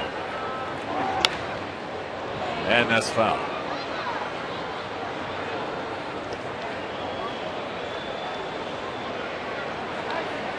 And once again, a reminder, make your plans to be with us tomorrow night. Mark Burley against Brian Dunston. Finale of this 3-game set, and there's an off day on Thursday. Watch out. And then Friday, Saturday, and Sunday, the Tigers are in town. On Friday, Freddie Garcia against Nate Robertson. Saturday, Jake Peavy making his second start against Eddie Bonine. And on Sunday, in the finale, the final game of the year here at beautiful U.S. Cellular Field, as he gets in about a couple of home runs, and we'll go to the bottom of the sixth, 7-5 Twinkies.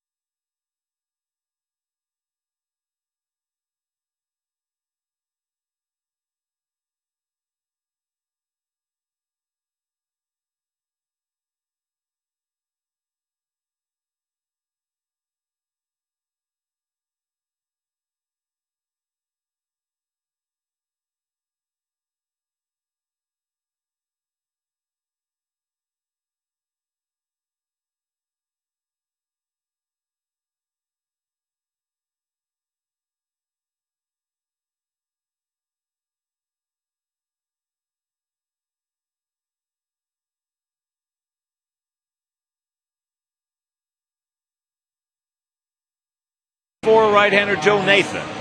Now the Twins closer is moving forward among the American League relievers. Joe is second in save among the closers, and 2 ahead of Mariano Rivera and Joe Nathan. Tonight's Toyota moving forward.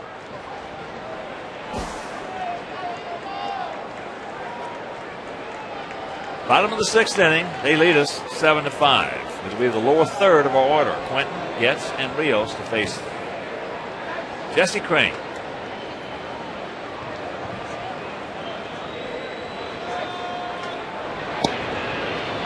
Carlos takes it right there.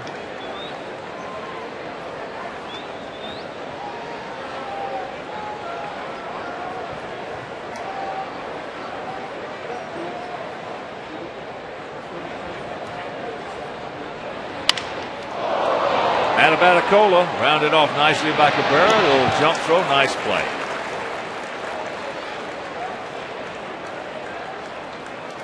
Cabrera was getting ready to throw that as he went to the ball. The head of the bat goes flying to third base. Cabrera throws it right on the money.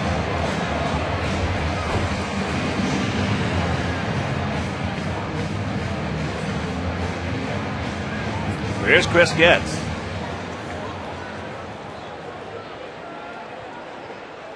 Chris is lined out to short, and he is grounded to second. Takes a strike.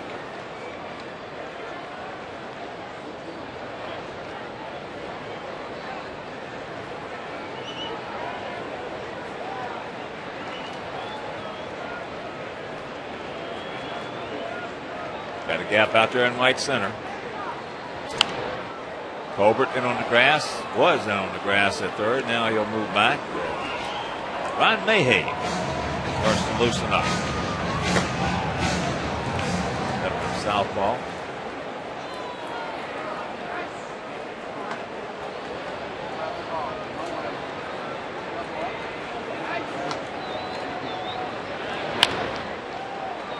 Guerra.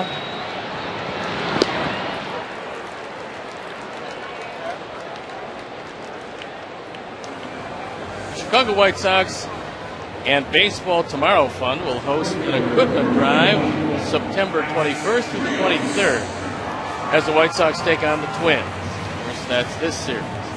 Members of the Chicago White Sox charity-sponsored Intercity Youth Baseball League will be on site at gates 2, 3, 4, and 5 beginning at 5 p.m. prior to each game to collect new and used equipment. For more information, call 312-674-5369 or visit whitesox.com. First pitch strike to Alex Rios from Crane. Alex 1 for 2, his 16th homer.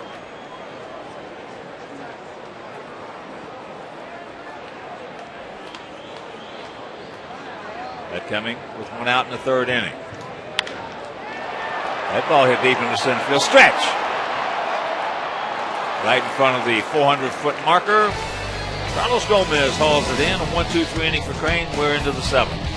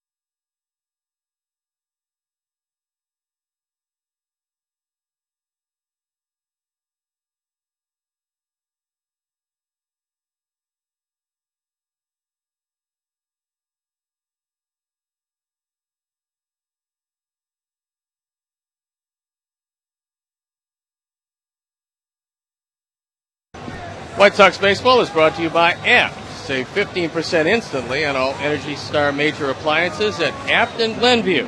Pleasing people since 1936. And Octavio Dotel comes into this one. Dotel 3-3, ERA 3.32 on for the 61st time. He's got the top of the order: Gomez, Cabrera, and Mauer. Pitch up and in, all the big back.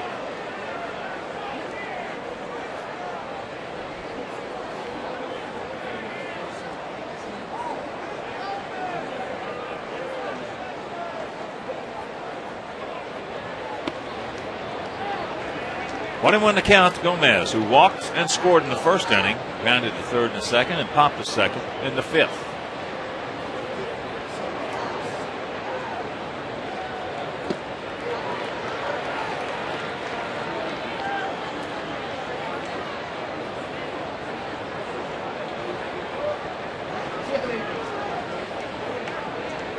Seven, 8-0 for Minnesota, 5-7-0 for our Sox. And count 2-2.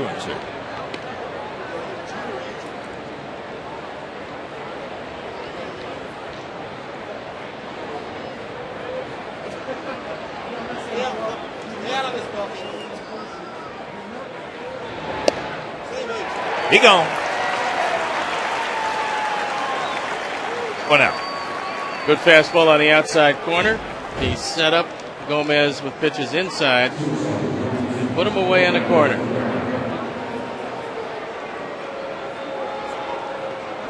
Here's Cabrera, a two-run homer in the first, a strikeout in the third, a walk and a run scored in the fifth.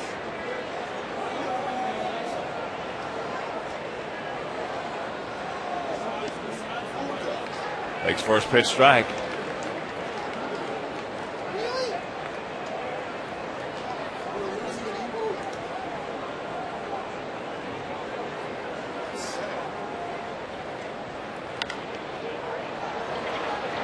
And that's a can of peaches right there for Quentin. And what's that? I'll tell you what it is. Dear Mr. Harrelson, in late July, my brother attended the game against the Twinkies in Minneapolis. Thank you for giving a big White Sox shout out to my 83-year-old father, Gene Gimbera, watching the game in Bridgeport. He was overjoyed. After a long struggle, my father succumbed to heart failure on September 11th. We watched all the games together, but Dad would call an easy fly ball a can of peaches instead of a can of Coke. I would deeply appreciate it tonight if you would call one easy fly ball a can of peaches in memory of Gene Gimbera, a lifelong White Sox fan. Karen Olzakevich. Karen, we're sorry for your loss. A can of peaches for Gene Gimbera.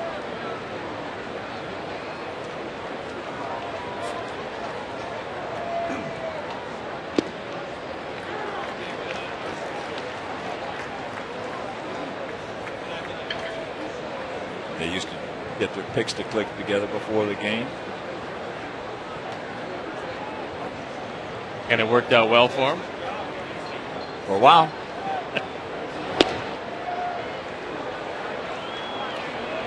2-1 to count to Mauer. Mauer 1 for 2, an RBI double back in the fifth.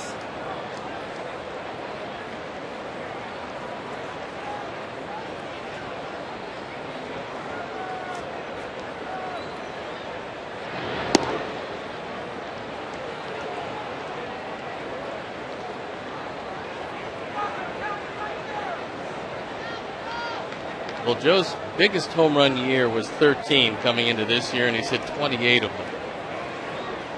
He's understanding now when to go after a pitch. A little tardy on that swing, however. Funny thing about it, a lot of people say, well, if he hits 30, 35 home runs, because I always thought he could hit between 30 and 40. And his average is going to go down. Meanwhile, he's got 28, and he's hitting about 374. He's missed a month of the season.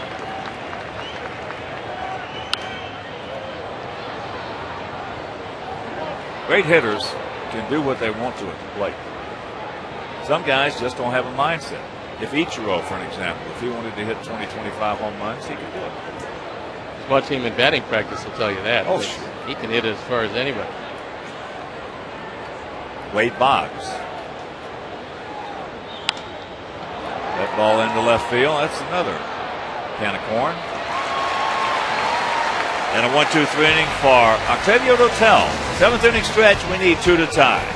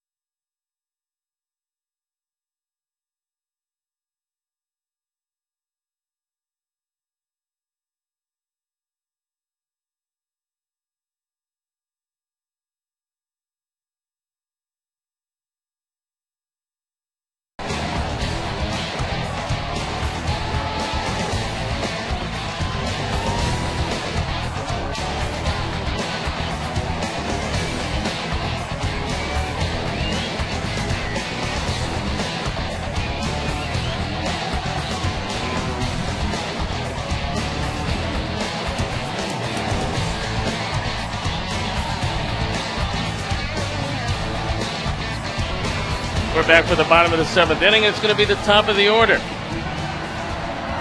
Posednik, Beckham, and A.J. Pierzynski. And on the hill, it's going to be Majerus. Jose Majerus is 2-2, ERA a scant 2.15. On for the 64th time. No saves as he's been used in the middle.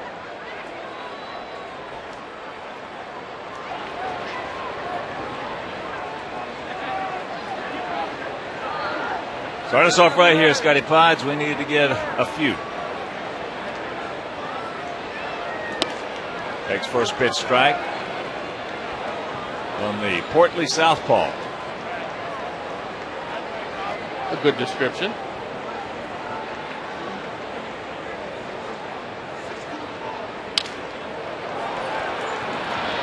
Harris guns it over to Kadire.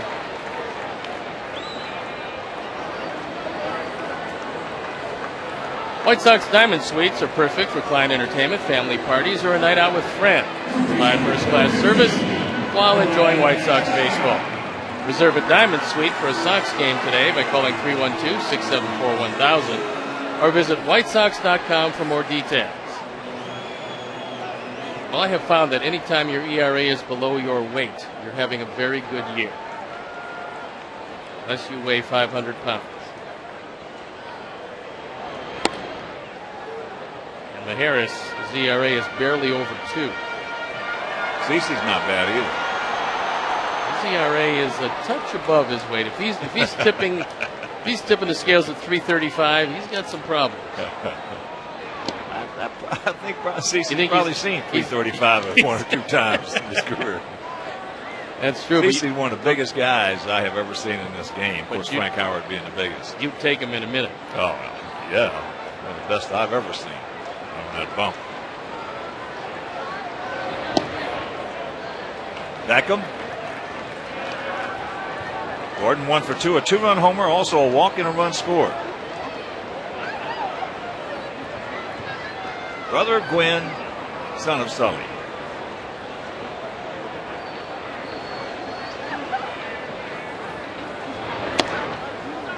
On the outside edge, 2-2.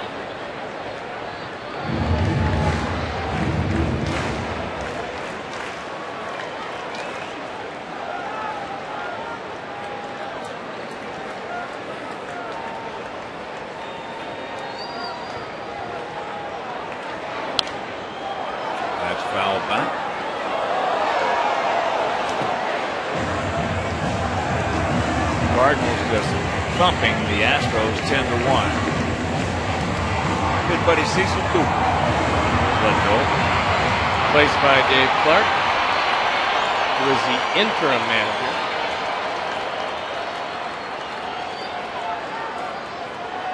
Cecil Cooper, good man. He was a good hitter. Softly hit back through the middle. Punto with a nice pick. Can't get it. Base hit. Good effort by Punto.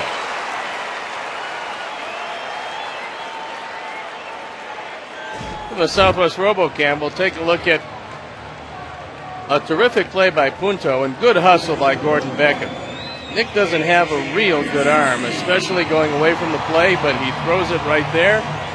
Gordon just a step too quick.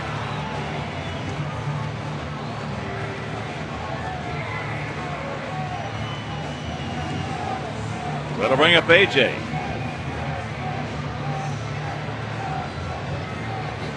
That'll be Tampa Bay 4-3 down in St. Pete. Cubs leading Milwaukee 7-1, top of the seventh at Miller Park.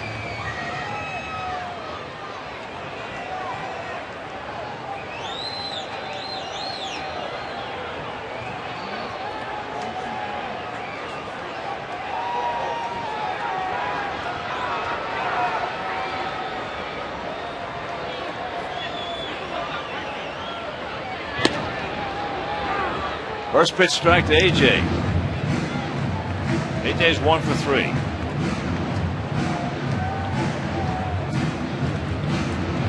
John Roush and Armando Gabino.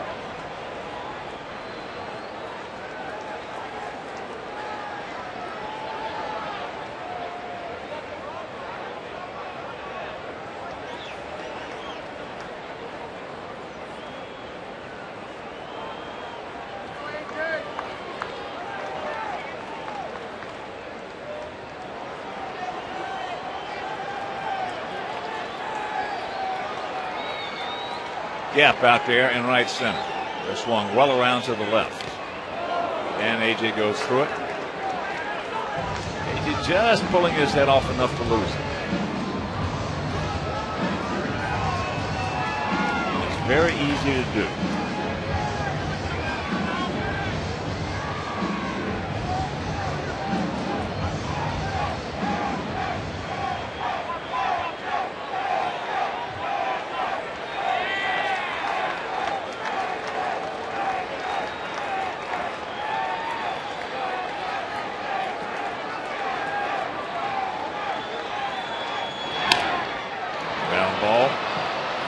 Quickly, and they turn it. There's a major league double play right there. That'll do it. We'll go to the 8th. It is still 7-5 Minnesota.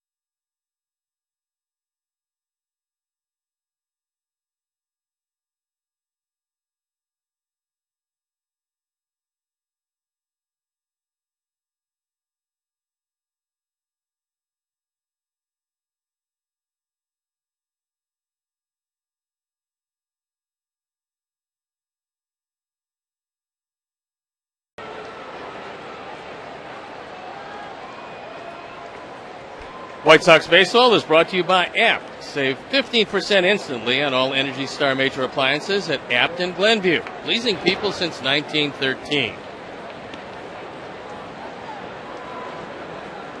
Want to know the count to Kubel.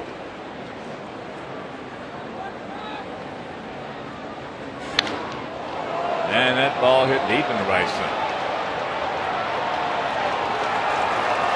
It is 8-5. Fourth home run for Minnesota tonight. We told you when this game started just how strong Jason Kubel was. Got 2 hits tonight, both for extra bases. That's 24 and 89 on the power numbers. And a no-doubter as Dotel gets a fastball exactly where Kubel could have ordered it, which was low and out over the plate. So here's Kadire. He's had a pretty good night. Single, a double, a homer. All those coming off Johnny Danks, where he is now 16 to 30 with 5 home runs off our young left-hander. So he's a triple away from the cycle, and he has 6 triples this season. And he's got very good speed. Danks went 6 innings, gave up 7 runs on 8 hits, walked 3, fanned 2.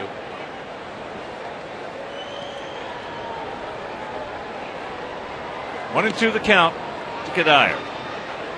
Got his average up to 275, 29 homers, 85 knocked in.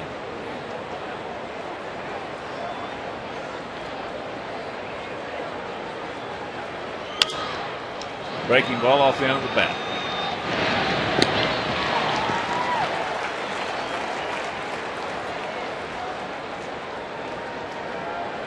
Celebrate Hispanic Heritage Night at U.S. Cellular Field Friday, September 25th, as the White Sox take on the Tigers at 7-Eleven. Enjoy Latin music and dancing and special activities for kids, along with specially priced tickets. To order tickets, visit whitesox.com/heritage.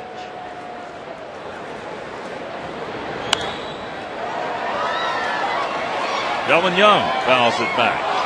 He's 1 for 2, had a Baltimore chop infield single, and he had a sacrifice fly.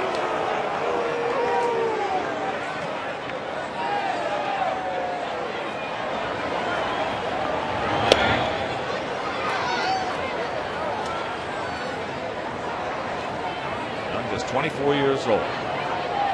Seems like he's been around longer than that.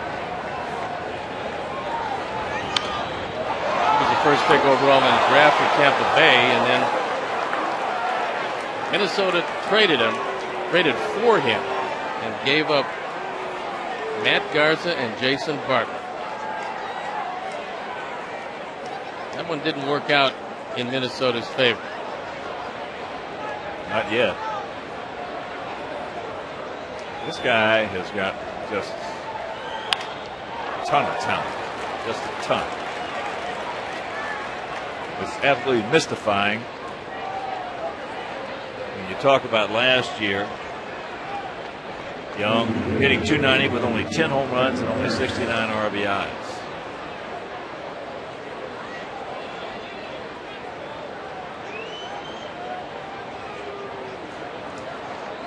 Here's Brendan Harris.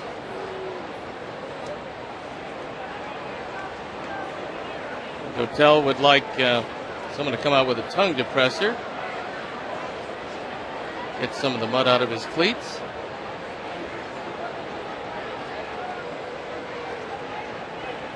Yeah, when you watch Delvin Young, he can throw, he can run. He's got tremendous power. And yet this year, he has 8 homers. I know it. I mean, it's just mystifying. You don't, unless you really know the guy. I believe I told you that I played with a guy who was a second baseman, a great second baseman. He had tremendous power. And yet, he put himself in a frame of mind, even in batting practice, he would not hit a ball out of the ballpark. He did not want to hit one out of the ballpark. He did not want to hit a home run in the game. Who can explain it? Dick Green.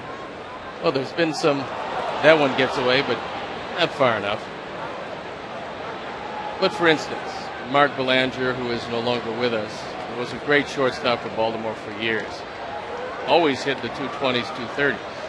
One year, they made a suggestion to him, get a U1, which is that thick-handled bat, get right on top of the plate, and dare the guy to throw inside, because he used to kill Nolan Ryan. He could hit anybody's fastball. Hit 280-something that year. And then decided he didn't like to hit like that, went back to the original bat and started hitting in the 220s and 30s That's what I'm again. talking about. You can't figure it. I mean, Dick Green, as I said, he hit in Old Comiskey Park. He went over the roof for the home run, so that'll tell you, he had good power. He had big time power. That's big power. And yet, later on in his career, just would not hit a ball at the ballpark. We would sit down and try to talk to him. I mean, in a brotherly fashion. Greeny, what are you thinking? I just don't want to hit the ball at the ballpark. I don't want to hit any home runs. I'm not going to hit any home runs the rest of my career. Boy, I wish Dwayne Kuiper felt that way. He did. He saved it up, hit one. Stevie, Stone Pony, Yeah. Dwayne Kuiper. How many did he have in his career? Well, he's got a very small book. One name in it. That's it. Double S. I remember talking to Frank Robinson when he was his manager with San Francisco, and he had about 3 years left. I said, does he have a chance to hit another home run? He goes, no. I said, how about in Wrigley Field with the wind blowing out 50 miles an hour? He said, he's not going to hit another home run. There goes the runner. I said, under no circumstances. He goes, if they stood him at second base, he wouldn't hit another home run. And he didn't. That was it. I mean, you played with some guys that you just didn't understand, like I have. What their thought process was. I mean, nice guys, but I mean, really daffy. Got him? Yeah. He gone.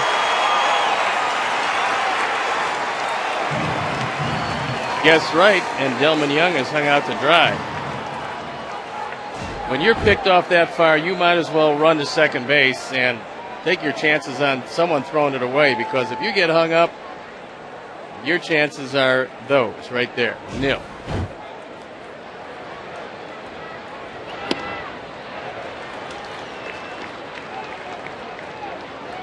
I played with a pitcher that, for an example, if he threw a home run to Brendan Harris, the next time Brendan Harris came to the plate, he was going to throw him exactly the same pitch. To show him. Yeah. Then he did And another if he home hit run. another home run, the next time he was going to throw him exactly the same pitch. I mean, that's how hard-headed he was. And needless to say, he didn't last very long. No, usually don't.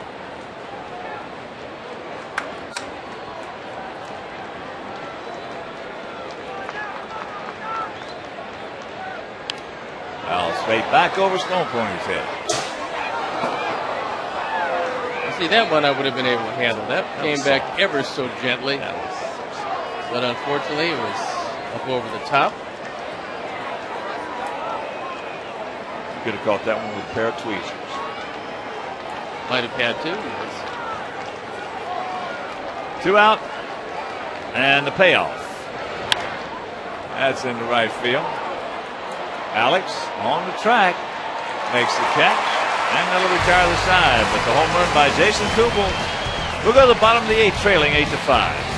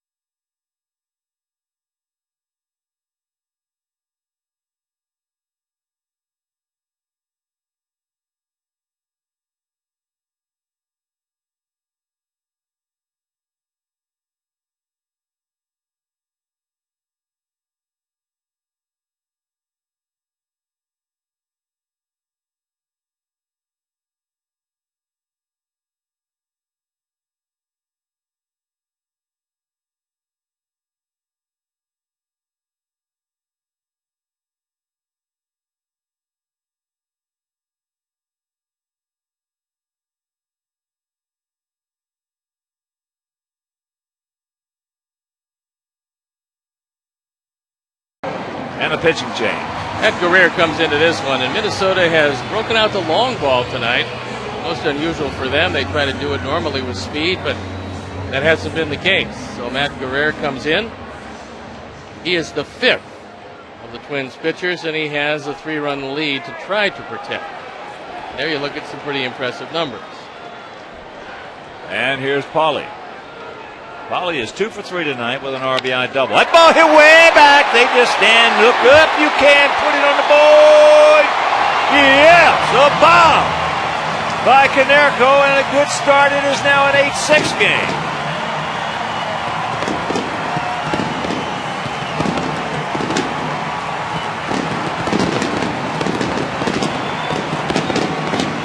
'87. First ball, fastball taken way out of the ballpark.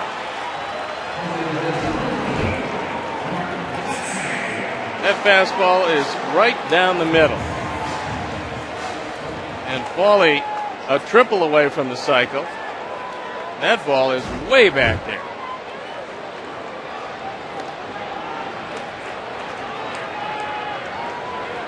That's one of the longest one I've ever seen him hit.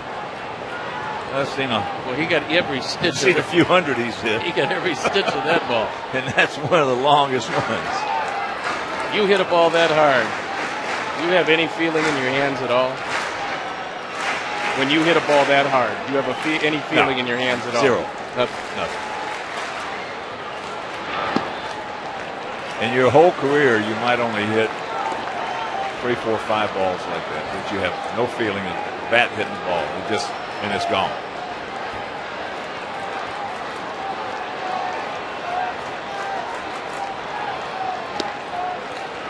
Gadsay takes the strike and the count 3-1. Gadsay 1 for 3 lifetime off Guerrero. Pauly was just 3 for 23 off Guerrero prior to that home run. And it's a full count.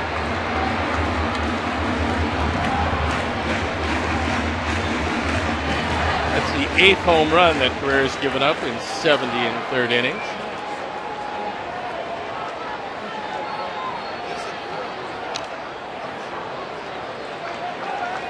Who did you hit your longest home run against?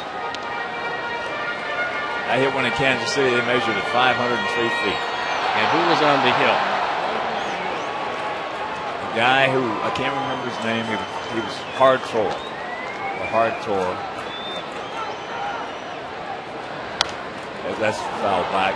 And the reason they could measure it because there was a parking lot behind the left center field fence called Sam's. The guy was just getting out of his car when the ball hit right by his car, by his door. And that's how they were able to measure it.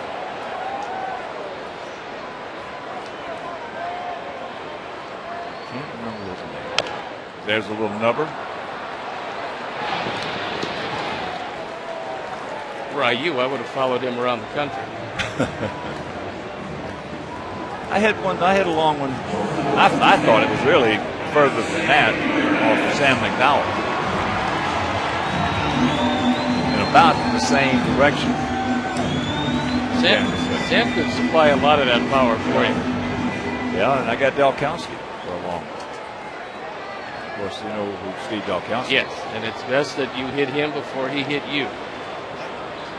Good job.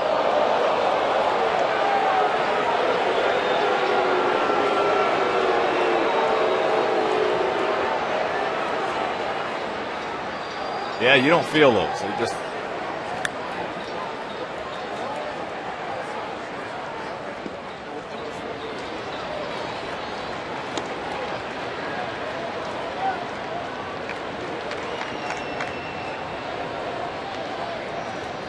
Going over the count to Alexei, looking for his first hit.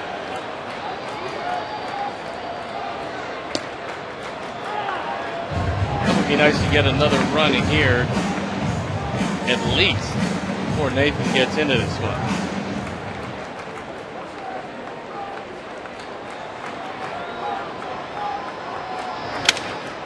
Watch out. Boy, there's a Doc Edwards shot right there. Matt Abaticola. Well, you're talking about big hat, no cattle. That ball was about 20 feet high, and that was the get-off-me ball swing, because if Alexi doesn't swing, that ball hits him in the chest.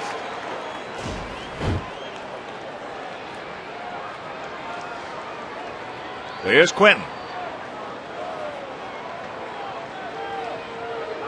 0 for 2. Watch out. He grounded to third softly. He walked in. That was in the second. He walked in the fourth and grounded to short in the sixth. Cabrera made a good play on it.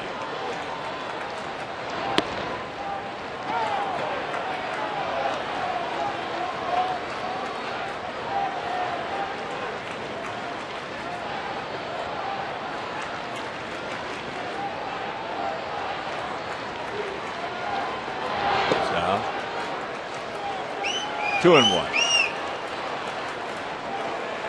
Carlos is going to get hit a lot.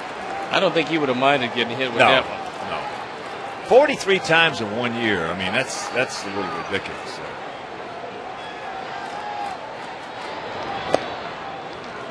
And it counts 3-1. Catbird seat.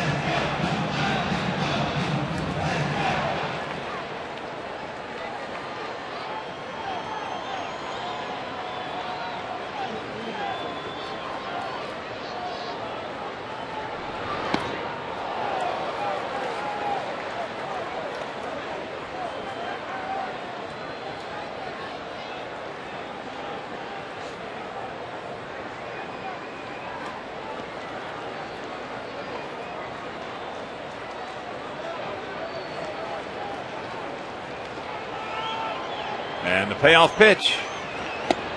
Yes. Ball 4. Now that'll bring up Chris Getz. Keep it going.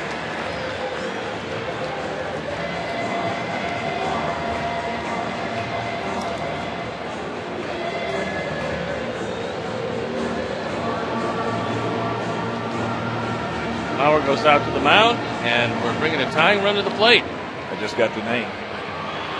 The synapses are firing. The guy. Yes. John Buzzard. I remember him. Yeah, John Buzzard.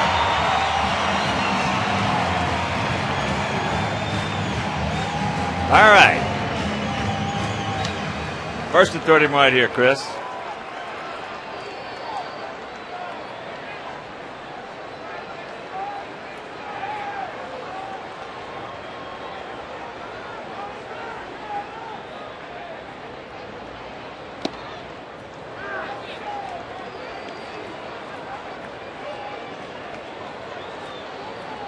Keep it alive for Alex, because he's swinging a pretty good bat tonight. This is as hard as he's hit the ball since he's joined the ball club.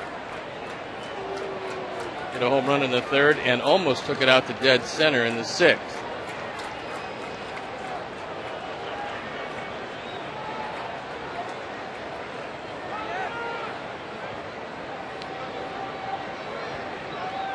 Outfield, especially Gomez, very deep out there in center for Getz.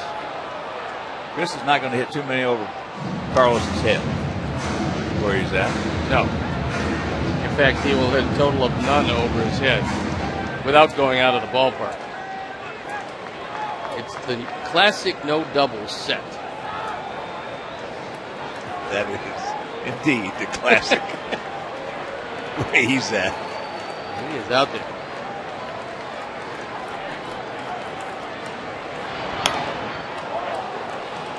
Fires that one into the LG Skyline Club seats. First time I've ever seen that happen. That hit the facing of the club seats and bounced actually backward and stayed in the LG Skyline Club seat. Spin when it got. And once again the 0-2. And almost exactly the same spot, just a little further. Same section. Making yet another very happy fan.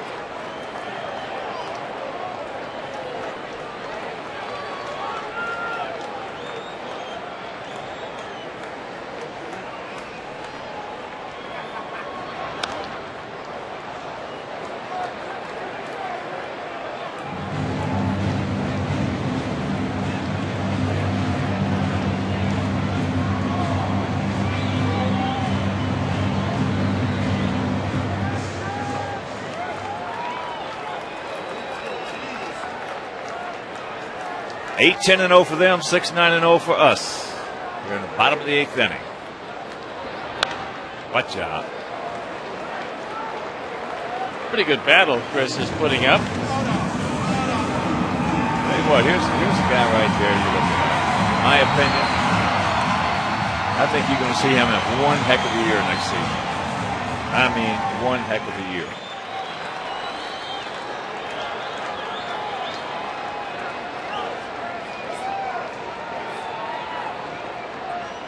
Seventh pitch in the sequence.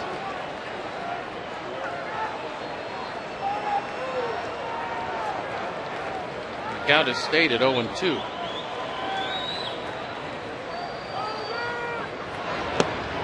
And that's low.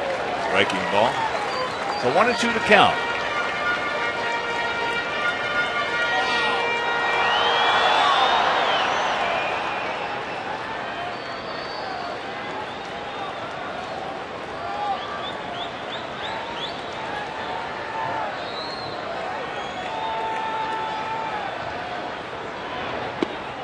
And another breaking pitch. Curveball low. 2 balls, 2 strikes, 2 out. That'll send Joe Mauer to the mound again. The last thing he wants for Matt Guerrero is to go 3-2. Well, Mauer's not as bad as John Buck, but no. Joe will go out.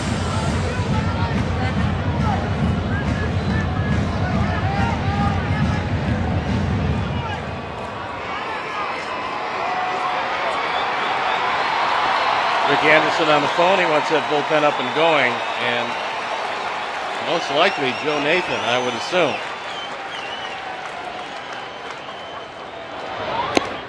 That's high, full count. Over 25,290. They've been into this game. They are fans. They have been into all our games this year here at home. Good crowds, real good crowds.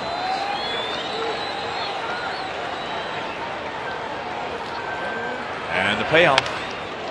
Comebacker, and that'll retire the side. But the long home run by Paul Konerko will go to the ninth, trailing 8-6.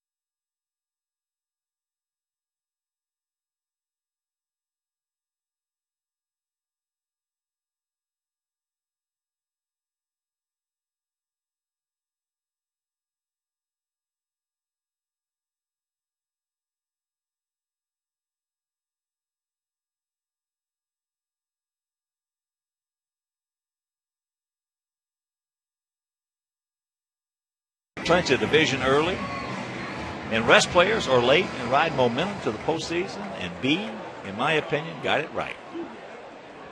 You want to clinch it late. Well, we have a track record here. 05, we clinched it a little bit late. Cleveland. How about last year? Well, you couldn't clinch it any later than that, playing 163, 3 different teams in three games. That's about as late as you're going to get. But last year it didn't help us. In 05 it helped us. Scott Linebrain comes into the game. It's a 2-run deficit. You want to keep it right there. It's going to be tough enough to get Joe Nathan if it's only 2. Yeah, in 05 we clinched it in Detroit, then went to Cleveland and swept them. And didn't stop from there. Now that was some playoff run. Well, 11-1. Not bad.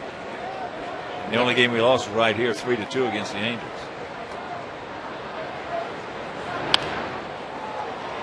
As Tolbert fouls it away.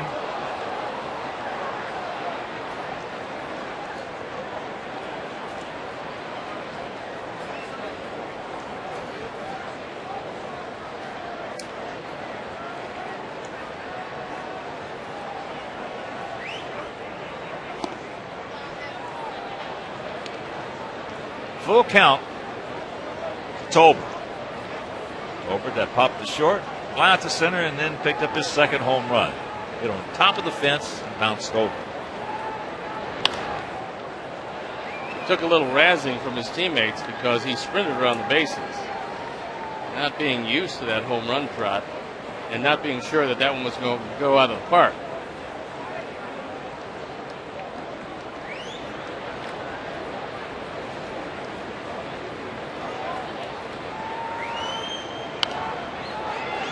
And another foul ball.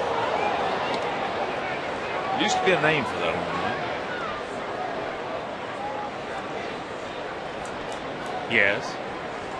Can't use it anymore. Was it the wall scraper? No. And another souvenir left side.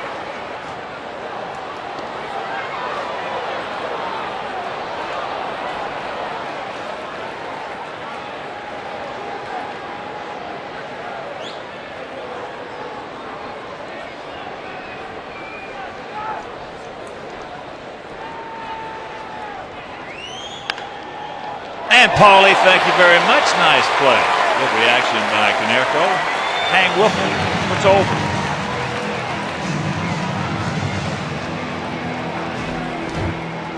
Tolbert bidding for his second hit. He hits a line drive rocket.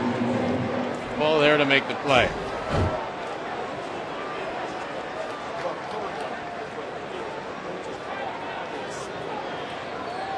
So here's Punto. He's 0 for 3.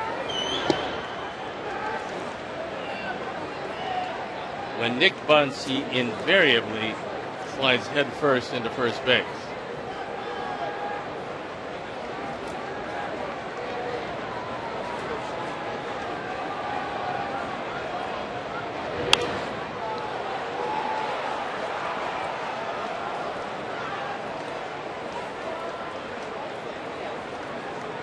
If you're just tuning in, Minnesota 3 in the first, Sox 1 in the first. Sox came back with 3 in the third to take a 4-3 lead. Then they tied it in the fourth. They went ahead with 1 in the fifth, added 2 in the sixth, then 1 in the eighth.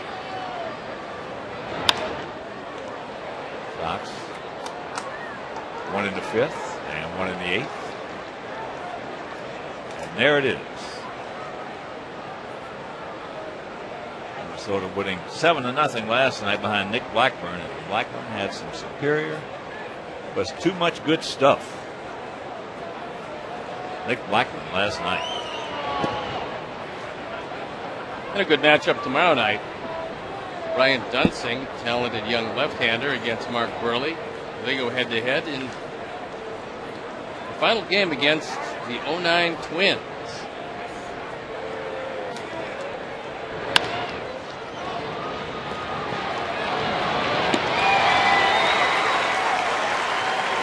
Two down for us.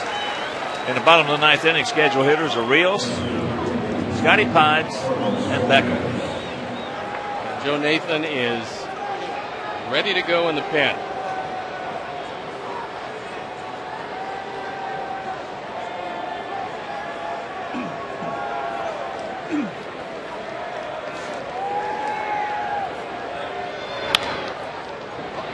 side, sucked up by Getz. And that'll do it. A nice 1-2-3 inning for line break. Meanwhile, we'll go to the bottom of the ninth. We need 2 to tie.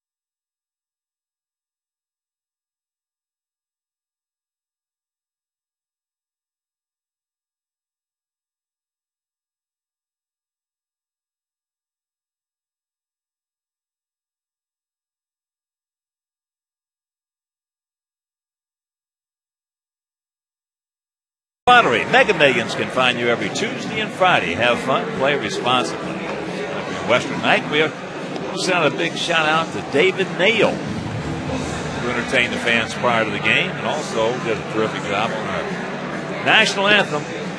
David Nail. Good voice.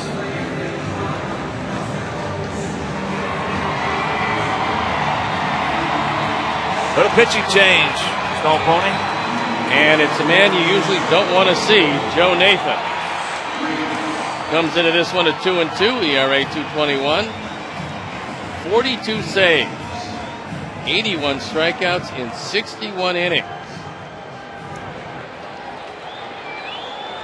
He's thrown 6 home runs. We got him for 2 of those in that outing back at Minnesota. This only time in his career as a reliever that he's thrown 2 home runs. That was the final game that we're going to play in that, well, let's call it a ballpark. Back-to-backs by Beckham and Konerko. There's a strike to Alex in the count 1-1. Alex has swung the bat well tonight. He's 1 for 3, a homer, that coming in the 3rd. Then he went out to center. And back in the 6th, hit a line drive deep into center.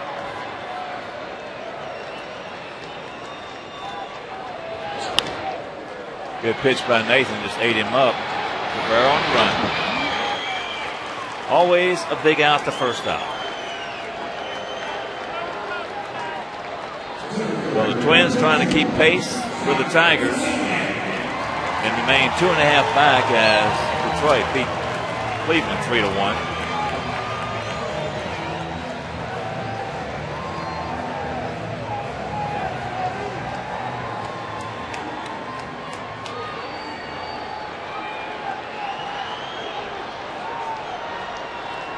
Scotty Pods, 1 for 3 with a couple of runs scored, also a stolen base.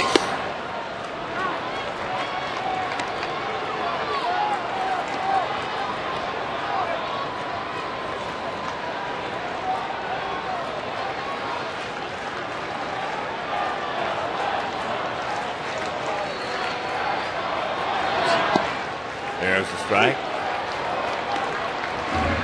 Pods. 1 for 8 lifetime off Nathan. Just tuning in, 4 home runs for Minnesota, 3 for us. Beckham a 2-run shot, Rios the solo shot, and Konerko a solo shot.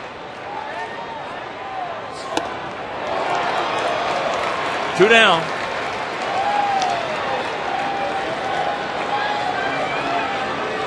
And here comes Gordon, who's 2 for 4 against Nathan with that home run.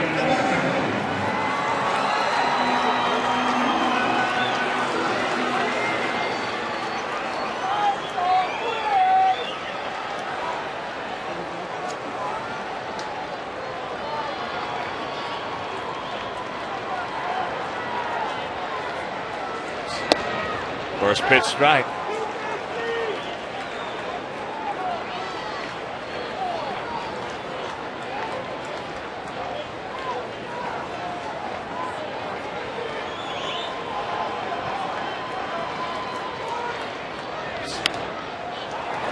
When that ball comes down, this game will be over. So the Twins come in here with a little killer instinct. They beat us 7-0 last night. Came back as we took the lead 4-3. And they win this one 8-6, and we'll be back.